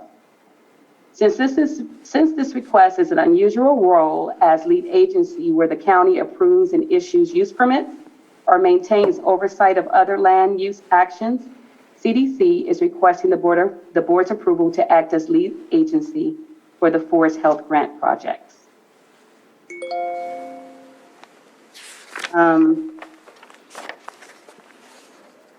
Past experiences, the county has embedded the indemnification provisions of land use applications into the project, but this is no longer the case as an appellate court decision was made last year.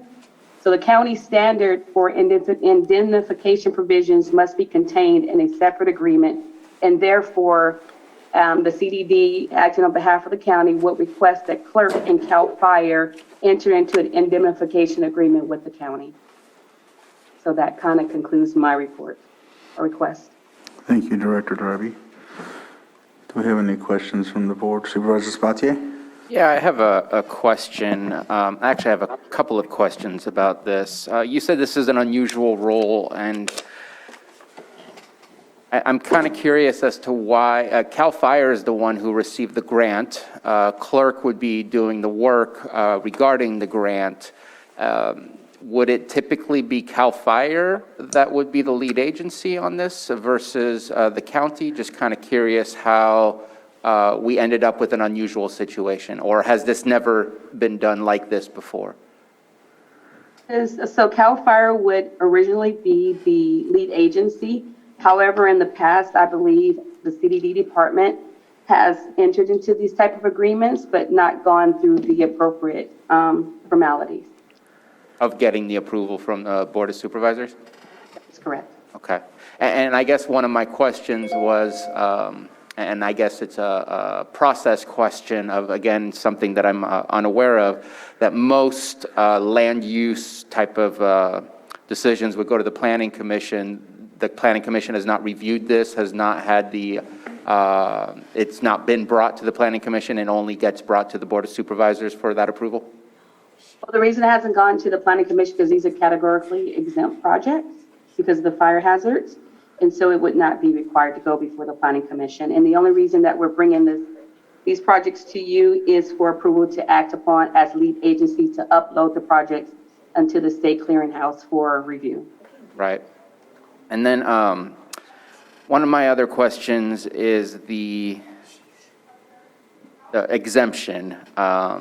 I was doing some research on what are the appropriate CEQA exemptions, and in some of the packets, it discusses potential disturbance of the ground, because they're looking at potentially cutting some brushes, and I'm guessing not digging into the soil, but at least disturbing the soil with the removal of certain fire hazards.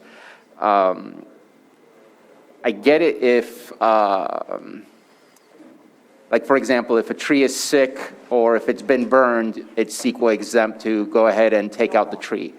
something along those lines.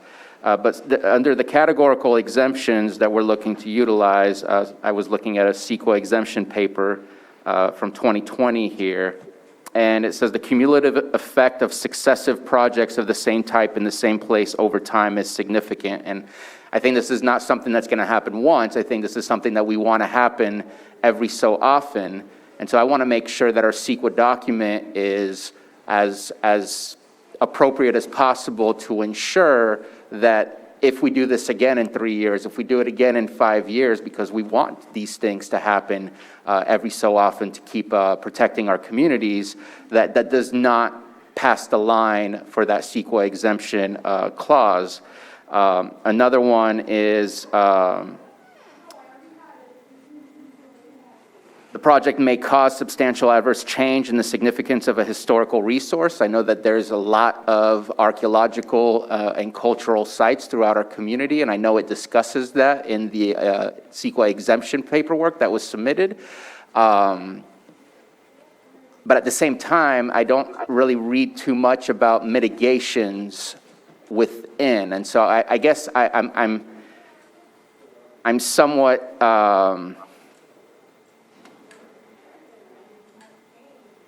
My question, I guess, is at what point does a CEQA exempt become a mitigated neg deck where mitigations are required? And again, my goal is to make sure we have the strongest document to be able to use this again and again and again, however long we can use the same CEQA document that's been approved versus just a CEQA exemption. I understand. So this particular one, this case, there's no required mitigation measures for this particular one, these projects. And the proclamation actually goes towards and deals with drought, extreme drought conditions, and through most of the urgent challenges that we have with wildfires, that this particular item is categorically exemption. However, you raise very good questions, and I would have to actually go back and review if every 3 years, whether or not this would continually be impacted. But from these particular projects, I understand that there's going to be vegetation hazard removal of projects, and there will not be a lot of dirt disturbance or anything that would disturb the earth. And I forget which one specifically that I was looking at. It might have been Saratoga Springs or South Cobb, where oftentimes uses the word potential disturbance. And that was my reason for bringing some of that up, just to, and again, a one-time I'm okay with, but if it requires an elevated process to ensure that we can pull this off the shelf so that we can do this again to protect our communities rather than starting all over from scratch, those are my last questions. Ms. Grant? If you don't mind, I can just say that while these documents can be very useful for future such projects, as the CDD director's already stated, each one's going to have to be reviewed independently if they arise again. And you know, the circumstances environmentally change, and they can change not just from internal factors, but external ones. So I think that's why Ms. Darby was saying she'd have to look at them when they arose again. And that would be what CEQA demands, certainly. So if I may interpret what I just heard, whether it's an exempt or mitigated neg deck CEQA document that is produced and approved, that there would still be that same level of review, is that correct?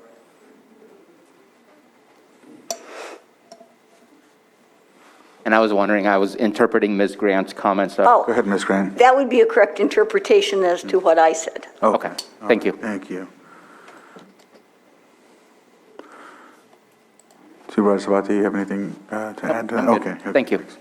All right, is there any other supervisors? Nope. We will move on to public input for this item. Anybody in the chambers? No? Let's see what we have here. Not seeing anyone in the Zoom room with their hand up. I'll bring it back to the board. And let's see what we got. No.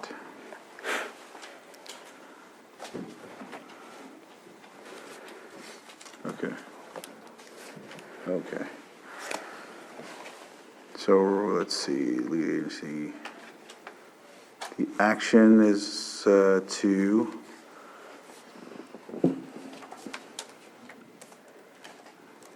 Actually, I don't know what the action is. Yeah. Yeah.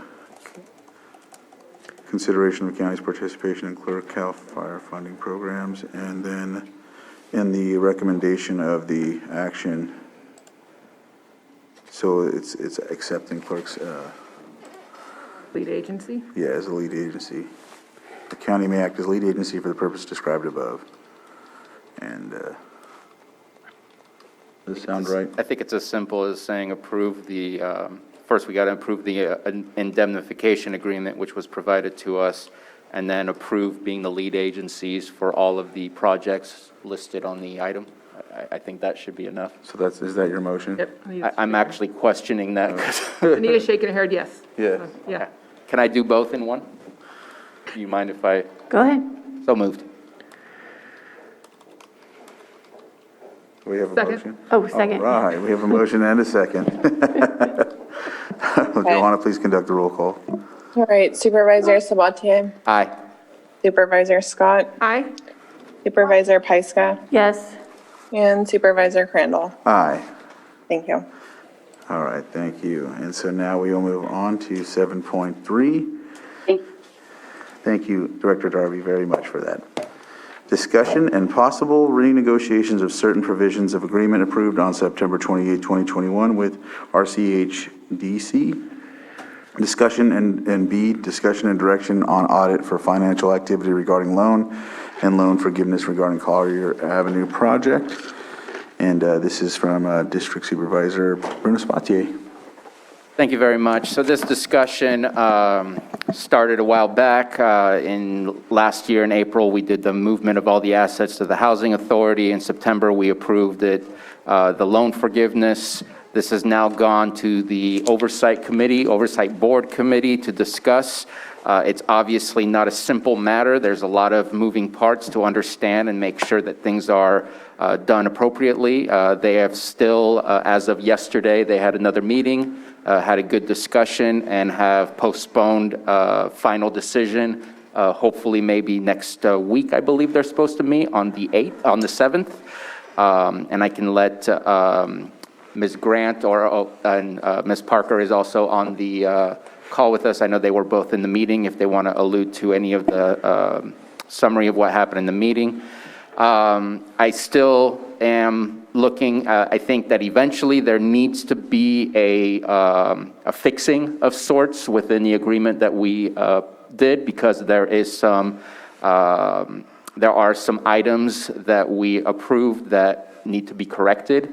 Again, this project I would love to see moving forward, but I also want to make sure that we do it appropriately. And as far as the discussion for direction on audit, I am still looking for all of the financial information, and therefore, since that has not, in my opinion, been provided to me in a way that I believe should be provided, I still would like to see an audit eventually. But I think that at this moment in time, we need to wait for the decision from the Oversight Board and then bring this back to our discussion with the changes that are required based on the decision made at the Oversight Board. Thank you. Ms. Grant, did you want to? Oh, thank you, Mr. Chair. Yes, I was in attendance and presented some legal information in regard to this matter yesterday at the Oversight Board. And I can tell you that the final action for the Oversight Board was to ask if I would agree to make some adjustments to the agreement. It's not dissimilar to what the Oversight Board did back in March of 2012 when they took up this matter for perhaps the second time, according to the records I have. They made some adjustments. Those adjustments go to securing the financial position of these assets, or at least what might have been distributed to taxing entities. There's an important point here, however, that the Oversight Board approved and the Board of Supervisors effectuated the transfer of these of the property, any property interest, loan proceeds, loan encumbrances, loan receivables. All of those things were transferred as housing assets to the Lake County Housing Authority. So there may be an issue as to whether and how the Oversight Board could actually claw those back for purposes of redistribution. But while I raised that there might be an issue, I have not looked at that and was not at this point asked to. The gravamen of the Oversight Board's concern back in 2012 with this project appeared to be based on the fact that it hadn't moved forward with any degree of efficiency. And the Oversight Board was concerned that the asset itself would be lost, which is why they put a 5-year limitation to either get the project completed or substantially completed from that date in 2012. Now, that did not happen, and no action was taken. Of course, you certainly are very well aware that for several of those years, the county was involved in back-to-back wildfire disaster. So there were a few other things on everyone's plate at that time. However, and circumstances have changed. The RCHDC is in a much better position to be able to move forward with the project. They have a number of successful projects in the very recent past already under their belt, and financing has been secured from multiple private and governmental sources. The agreement as it stands now does include a default provision which would essentially turn the property, the Collier Avenue property, over to the Housing Authority for $1 should this entity default. Given that the 2012 agreement was done with non-recourse loans, which means exactly what you think it means. You have very little recourse in terms of obtaining funding. It's probably a more secured position moving forward than it was then. If the Oversight Board's concern again remains not squandering these assets, then it's a stronger position than it was previously. And the Oversight Board seemed to acknowledge that. They thought it was more about the forgiveness of the loan issue, but they seemed to agree and be satisfied with the preservation of the security. They did ask to have certain provisions beefed up in terms of the default provision. And it was discussed to reinsert a 55-year forgiveness period. In other words, if everything went forward for 55 years, the loan amount could be forgiven. The loan's already been forgiven. And 55 years is a very long time to predict accountability, because most people who are sitting there looking at it are either going to be retired or deceased. So I think there are probably other ways to address this. Also, RCHDC, and I believe that, I thought he was here, Ryan was. He is. Oh, he is? Okay, there he is. Hi, Ryan. Ryan was here. He can explain also that apparently the project cannot receive the necessary final funding if there is a lien against the property for the 600 and some odd thousand that remain on this lien. So right now, it's going to go back to the Oversight Board with some provisions that will beef up the default provision. But we'll hopefully, and I have until Monday next to do this, hopefully provide sufficient assurances in place of the idea of the 55-year forgiveness period. Because while it might look okay on paper, it's largely illusory. I see. Well, thank you for that. Thank you for that. Susan, I see you're on. Would you like to add anything to that?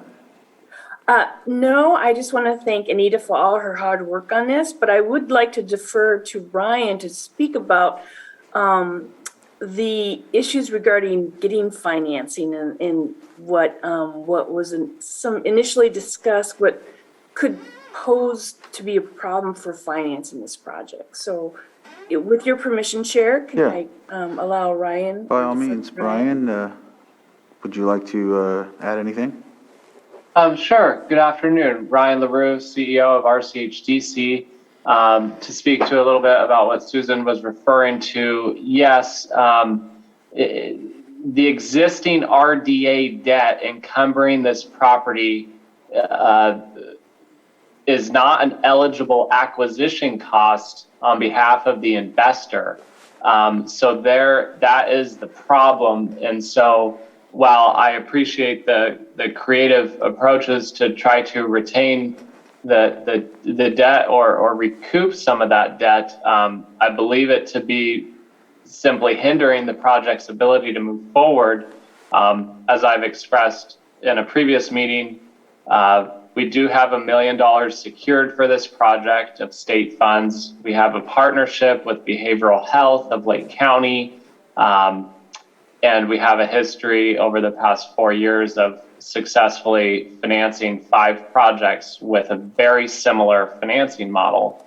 And so, we're trying to work in partnership with the county to bring this project to fruition and be very transparent about the dynamics associated with this RDA debt. And so while we brought this to you about a year ago, recognizing these obstacles, that's just what we're trying to convey, is how we can work through this. And I believe the agreement that's currently in place has quite a bit holds our feet to the fire as the developer and bringing this project to fruition. So I'm not quite sure what more can be done. And then for our board to then approve of those additional provisions as well. So that's my comment regarding this item. Supervisor Sabatier? And I want to highlight what the actual issue is. I don't think the issue is how we move forward. I think the issue is the process that has been taken for money that was received from the RDA for a project that was just erased entirely.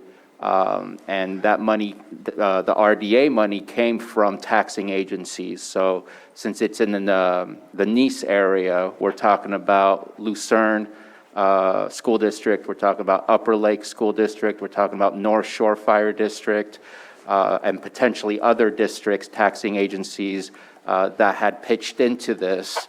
And to me, it's important that we make sure that that is dealt with appropriately, since every time we use tax dollars, we need to make sure it's done appropriately. But this is another public agency that provided their tax dollars so that we can do something. I am going to allude a little bit to the another conflicting issue that has kind of come up, because the MOU that is related to this on item 5.3, which I won't discuss in great detail, but it alludes to the original loan was for a low-income to moderate-income housing, and that was the process that was originally taken. The MOU that is related to this property is requesting that it be only for severe mental health adults. And so it's not necessarily the same project either. And I think that is something that doesn't quite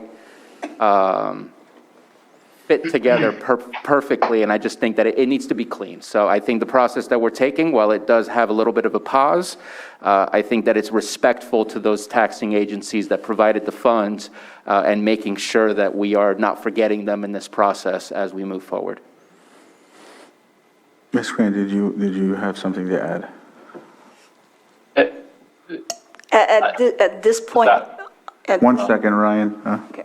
At this point, as I said, in looking at shoring up certain of the concerns that came from the Oversight Board, a great deal of this will be addressed, but this just happened yesterday afternoon, so I can't really comment on the efficacy of one approach over another, unfortunately. Okay, thank you. Mr. LaRue, go ahead. Yes, thank you very much. I would just add that it is in our research and investigation and collaboration with the county staff that these were housing asset funds and are therefore not taxing entity funds. So the argument that was just posed is not applicable to this source of dollars. And so any project that would be constructed with these funds of RDA funds would never go back to the taxing entities. So I don't see how it's applicable. I believe that is incorrect. Okay. I think it all was transferred to the Housing Authority, which makes it now housing funds, but the origination of the funds comes from the RDA, which is an accumulation of tax dollars from various taxing agencies.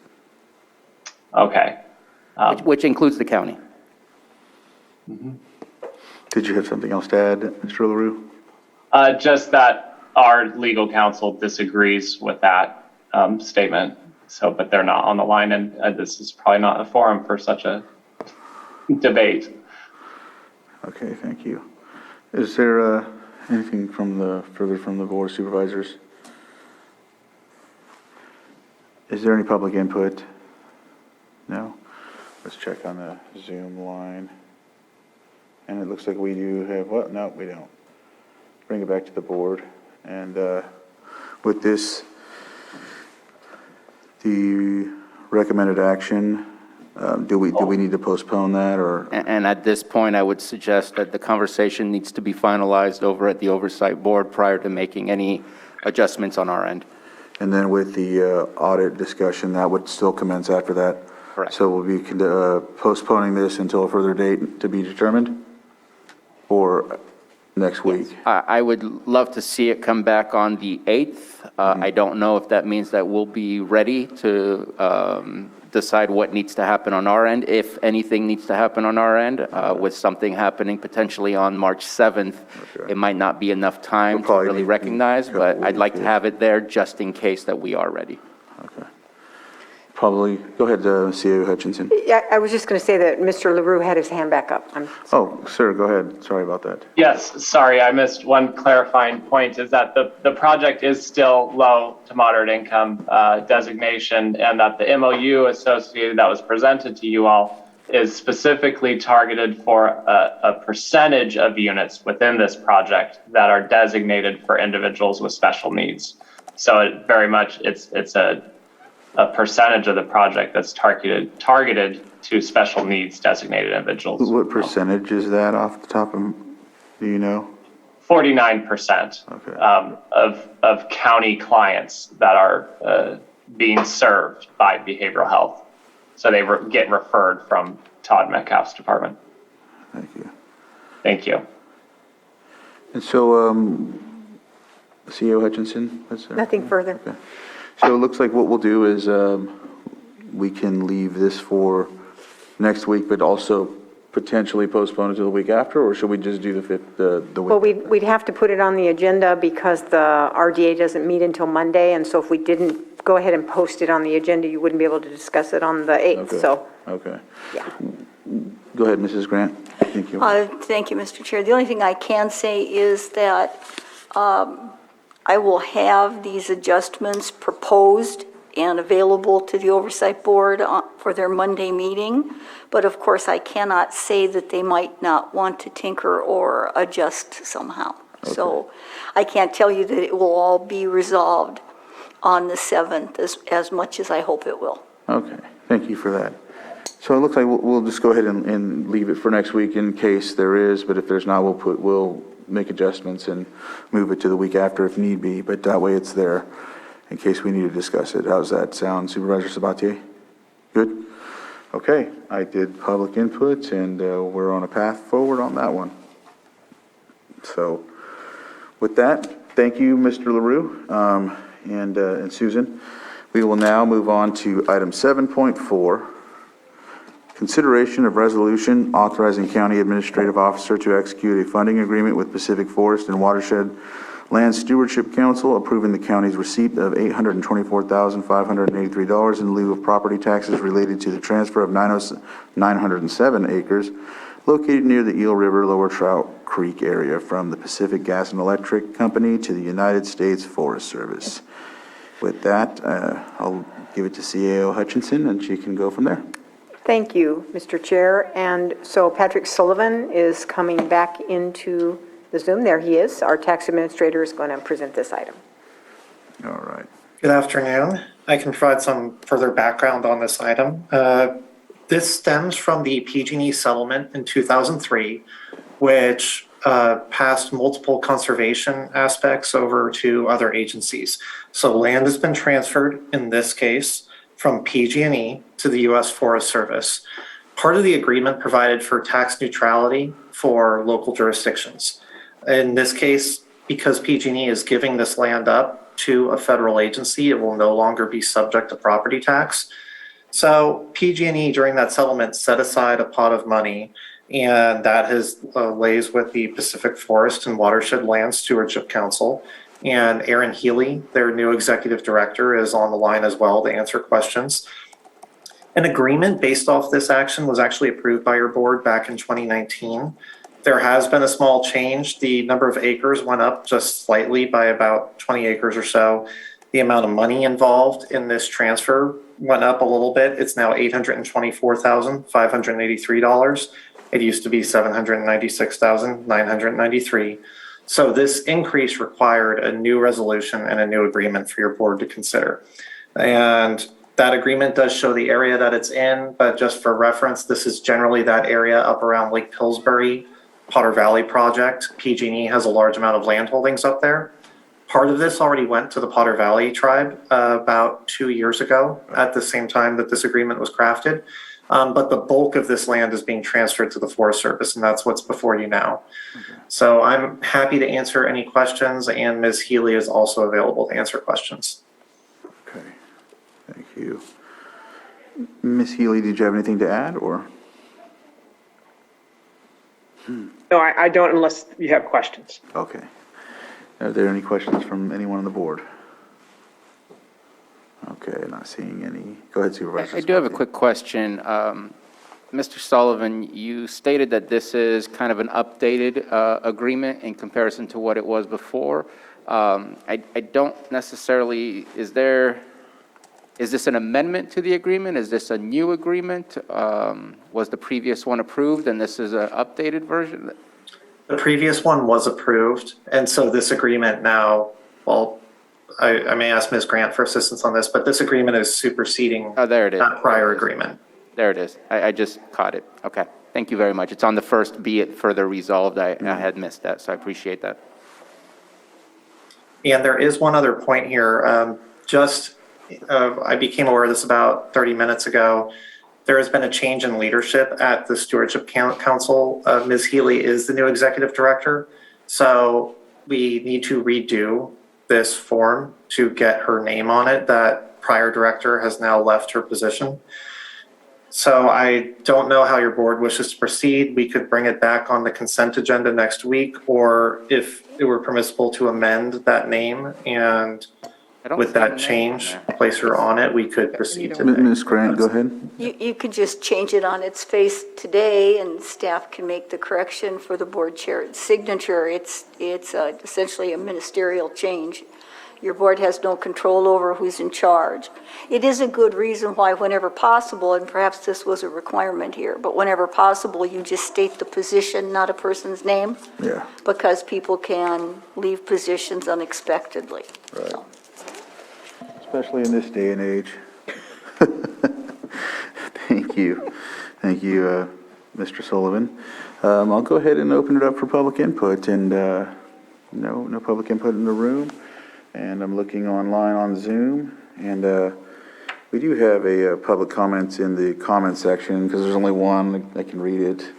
From Bobby Dutcher. It says he is normally opposed to taking private property and turning it over to the government, but in this case, it works for everyone. This is a very generous tax settlement for the county. Now, if we can just get PG&E to transfer ownership of Lake Pillsbury to the state of California. I don't know if there's anyone from PG&E on listening, but anyhow, if not, if there's anything to add, or Supervisor Sabatier? Just curious, in our motion, where are we changing that name? Because I'm not seeing where that is. I don't think we need to do that, do we? I think you could just offer the resolution with the...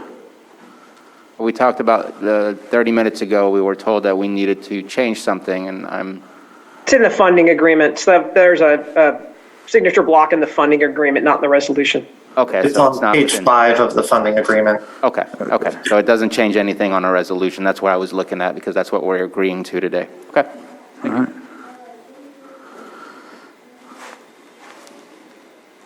I offer the resolution.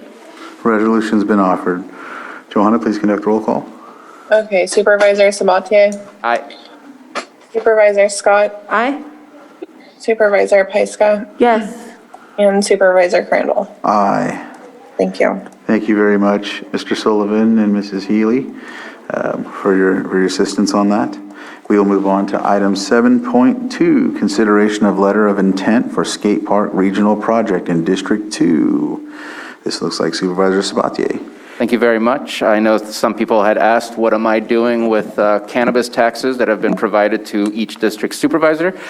This is my project that I'm working on. We have a skate park that is falling apart after discussions with Lars Ewing, a concrete park that was installed in 2017. I think that's about right, has had zero maintenance done to it for the fact that concrete parks just don't require much maintenance at all.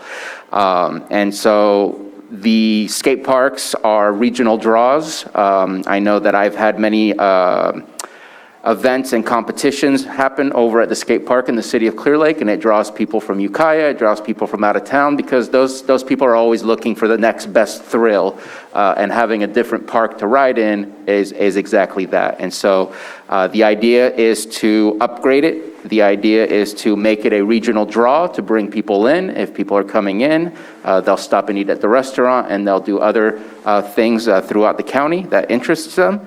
And at this moment in time, the letter of intent is to get an approval from the board that, yes, this is something that the board is aware of. It doesn't mean that you automatically approve the next time that it actually calls out for money, but in order to use staff time over at the city of Clear Lake, I required a letter of intent to make sure that at least the board was aware and approved of the idea of the project. What will come back to us will be two steps. One step will be an RFP for who's going to design the project, and the next step will be an RFP for who will do the construction of the project, and each one of those will come back to us, and again, utilizing the cannabis tax funds that has been allocated for district supervisors, specifically District 2. And there is one change. The skate park letter is intended to be for the city of Clear Lake. We will be signing it and submitting it to the city of Clear Lake. That was not apparent on the skate park letter that was offered, and so that is one change that I would like to make. Supervisor Pyska? And how much do you think this project's going to be? So I believe, if I remember correctly, it was $275,000 for the skate park in Kelseyville. And so I'm looking at around $300,000, which means that from now until possibly July, which is $200,000 that we have, that I would be utilizing a portion of that for the design. The design process can be anywhere between $25,000 and $50,000. And then afterwards, as of July 1st, my hope is that we will still have another $500,000 dedicated to all 5 supervisors, which will increase my allocation another $100,000, which will make it eligible to at least pay for the majority of, and then looking for grant opportunities and looking for the city of Clear Lake to match or work with us to be able to make that happen. And the city is going to be matching, or have they made any commitments? There is no promise to make it happen, but they are very dedicated to make this skate park project happen. Absolutely.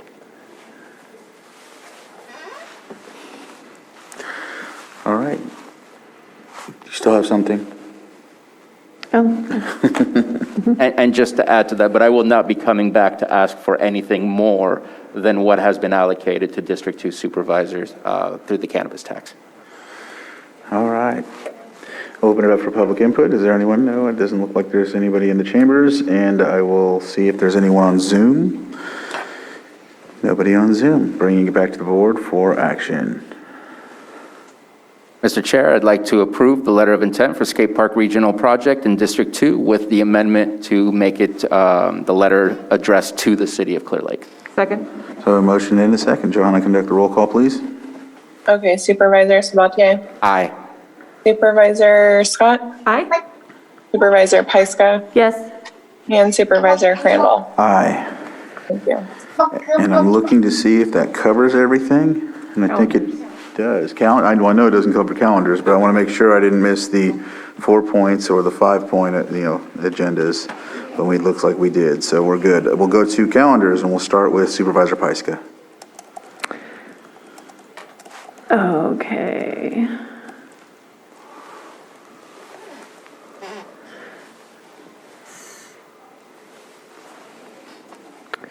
So tomorrow morning, the TID board meeting, we have CDD committee, the tree mortality task force, and in the evening, the Middletown Unified School District special board meeting. Thursday, were you able to make that? That 9 o'clock suggestion, yes, I was going to check in with you about it, but yes, I can make that work because we canceled the workshop, so. Okay. All right, so I'll get back to her. So we're going to be meeting with a supervisor from, I think it's Mariposa County? Would you like me to set up a Zoom for that? That would be wonderful. Okay, Thank you. And to talk about tree mortality and how they dealt with it there. Then I have a tour with Director Pam Samek, then Gail Woodward, and I actually am getting to the end of my orientations now. I had to push them again. So, Get it done before your 4-year term's up. I might. Friday, I am going to have to miss the weekly planning meeting for the home hardening. I have a doctor's appointment. And then Saturday night is the Cobb Mountain Lions Club crab feed, which I'm super happy to be participating in, although I'm doing the drive-up delivery pickup. Fiddler's Jam is on Sunday, if anyone's interested in going out to Eli Stage Stop. It's the first Sunday of the month. Monday, we're going to have our first Lake County Ag Advisory Committee of the year. Looking forward to that with our new department head. And then my meeting with Carol's a little bit later in the day. And then I've got a meeting with the Lake County Fire Adaption Workshop Planning, which is a planning meeting through our CMAT committee from the Risk Reduction Authority.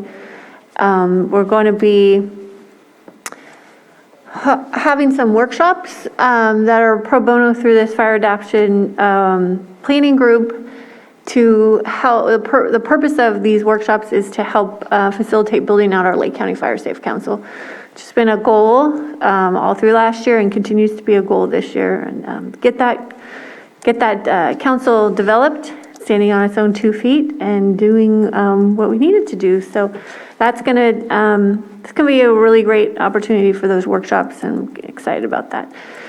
And then back here on Tuesday. Thank you. Supervisor Sabatier? Yes, thank you very much. Let me see if there's, I know I took part of the Blue Zones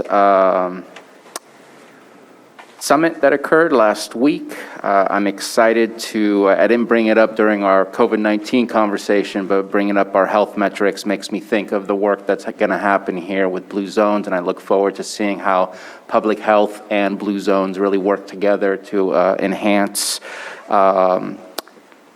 what the opportunities for better, healthy living here. And so that was a good summit to be a part of, very stimulating conversations.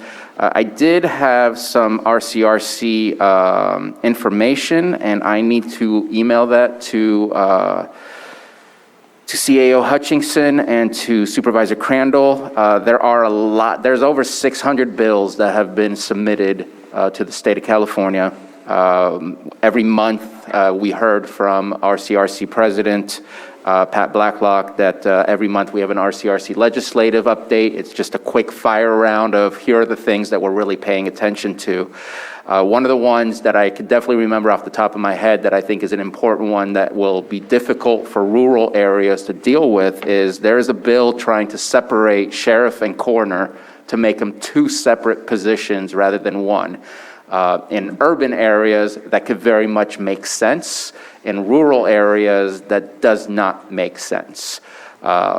Have not spoken to the sheriff about this yet, and it's also just a bill that was submitted. It's not anything that necessarily is showing fast movement through the process, but definitely I thought that was something to alert the board to, that there's some interesting legislations happening. And so what I'm going to do is I'm going to email that to over Supervisor Crandall and CAO Hutchinson and see if maybe we can bring some of the highlighted moments and have a discussion on whether or not we want to submit letters of support or letters against of opposition for those bills that are out there.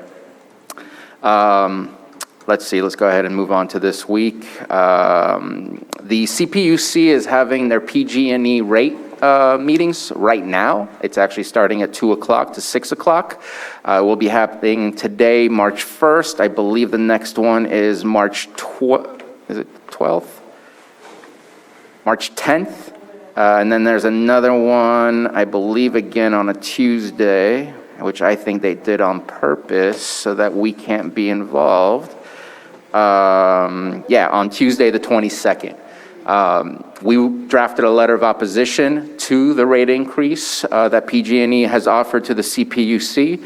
And I think that I'm hoping to work with CAO Hutchinson and make sure that we provide all of the details on our Facebook, on our social media, so that people know how to easily access these meetings.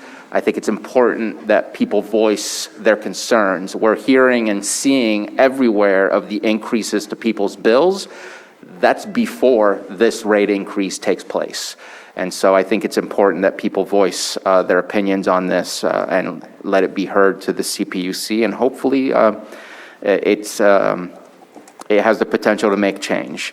Later today, if we're all done in time, I do plan on taking part with the Latinos United group, who are organizing an event in Lakeport for Cinco de Mayo. And let's see, then on Wednesday, meeting to discuss some stuff about PEG TV.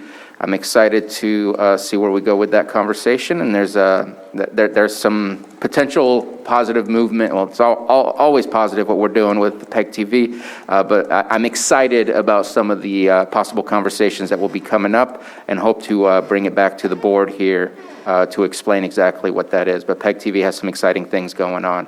I'm going to take part of the CSAC board meeting since we canceled our Thursday special meeting. It was going to overlap with the CSAC board meeting. Luckily, we're still able to do those virtually.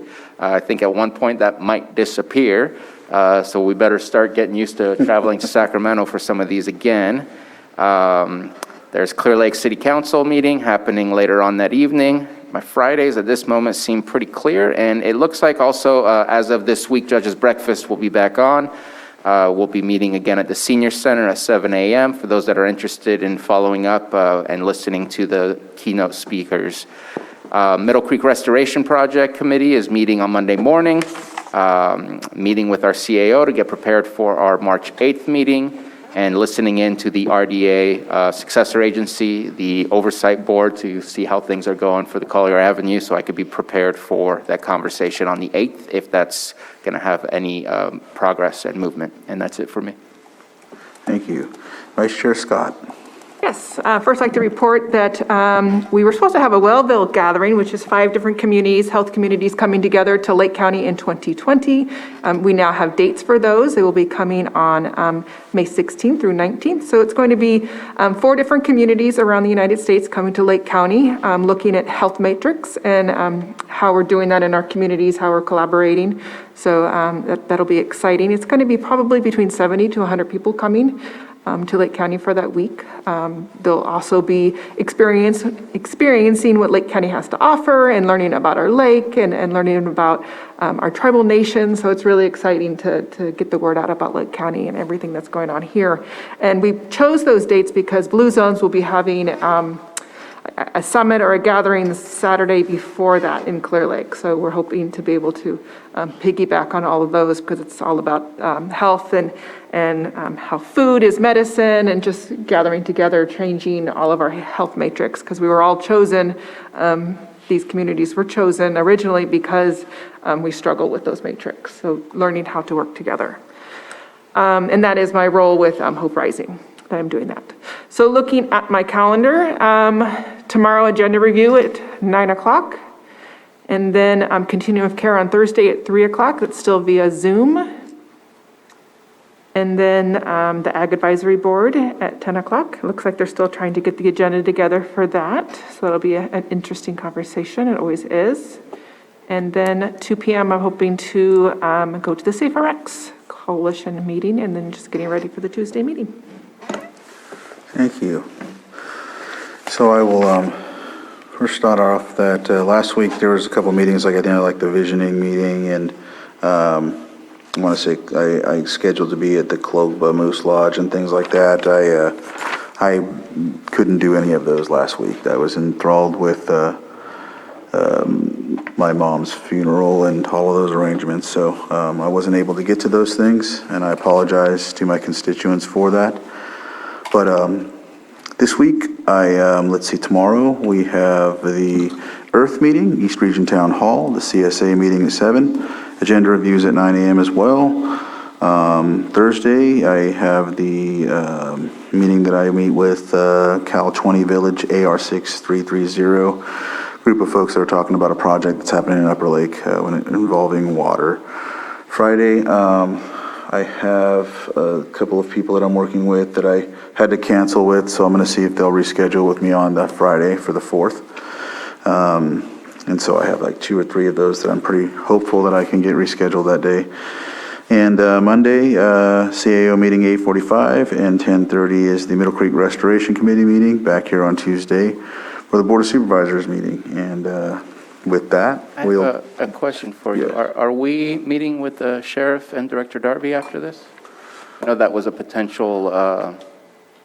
That's right. I don't think we confirmed if that was today, but if they can still do it, I think we have time now, because I didn't know if we had the time. Let's check in. We'll check in after and find out if that's still a possibility.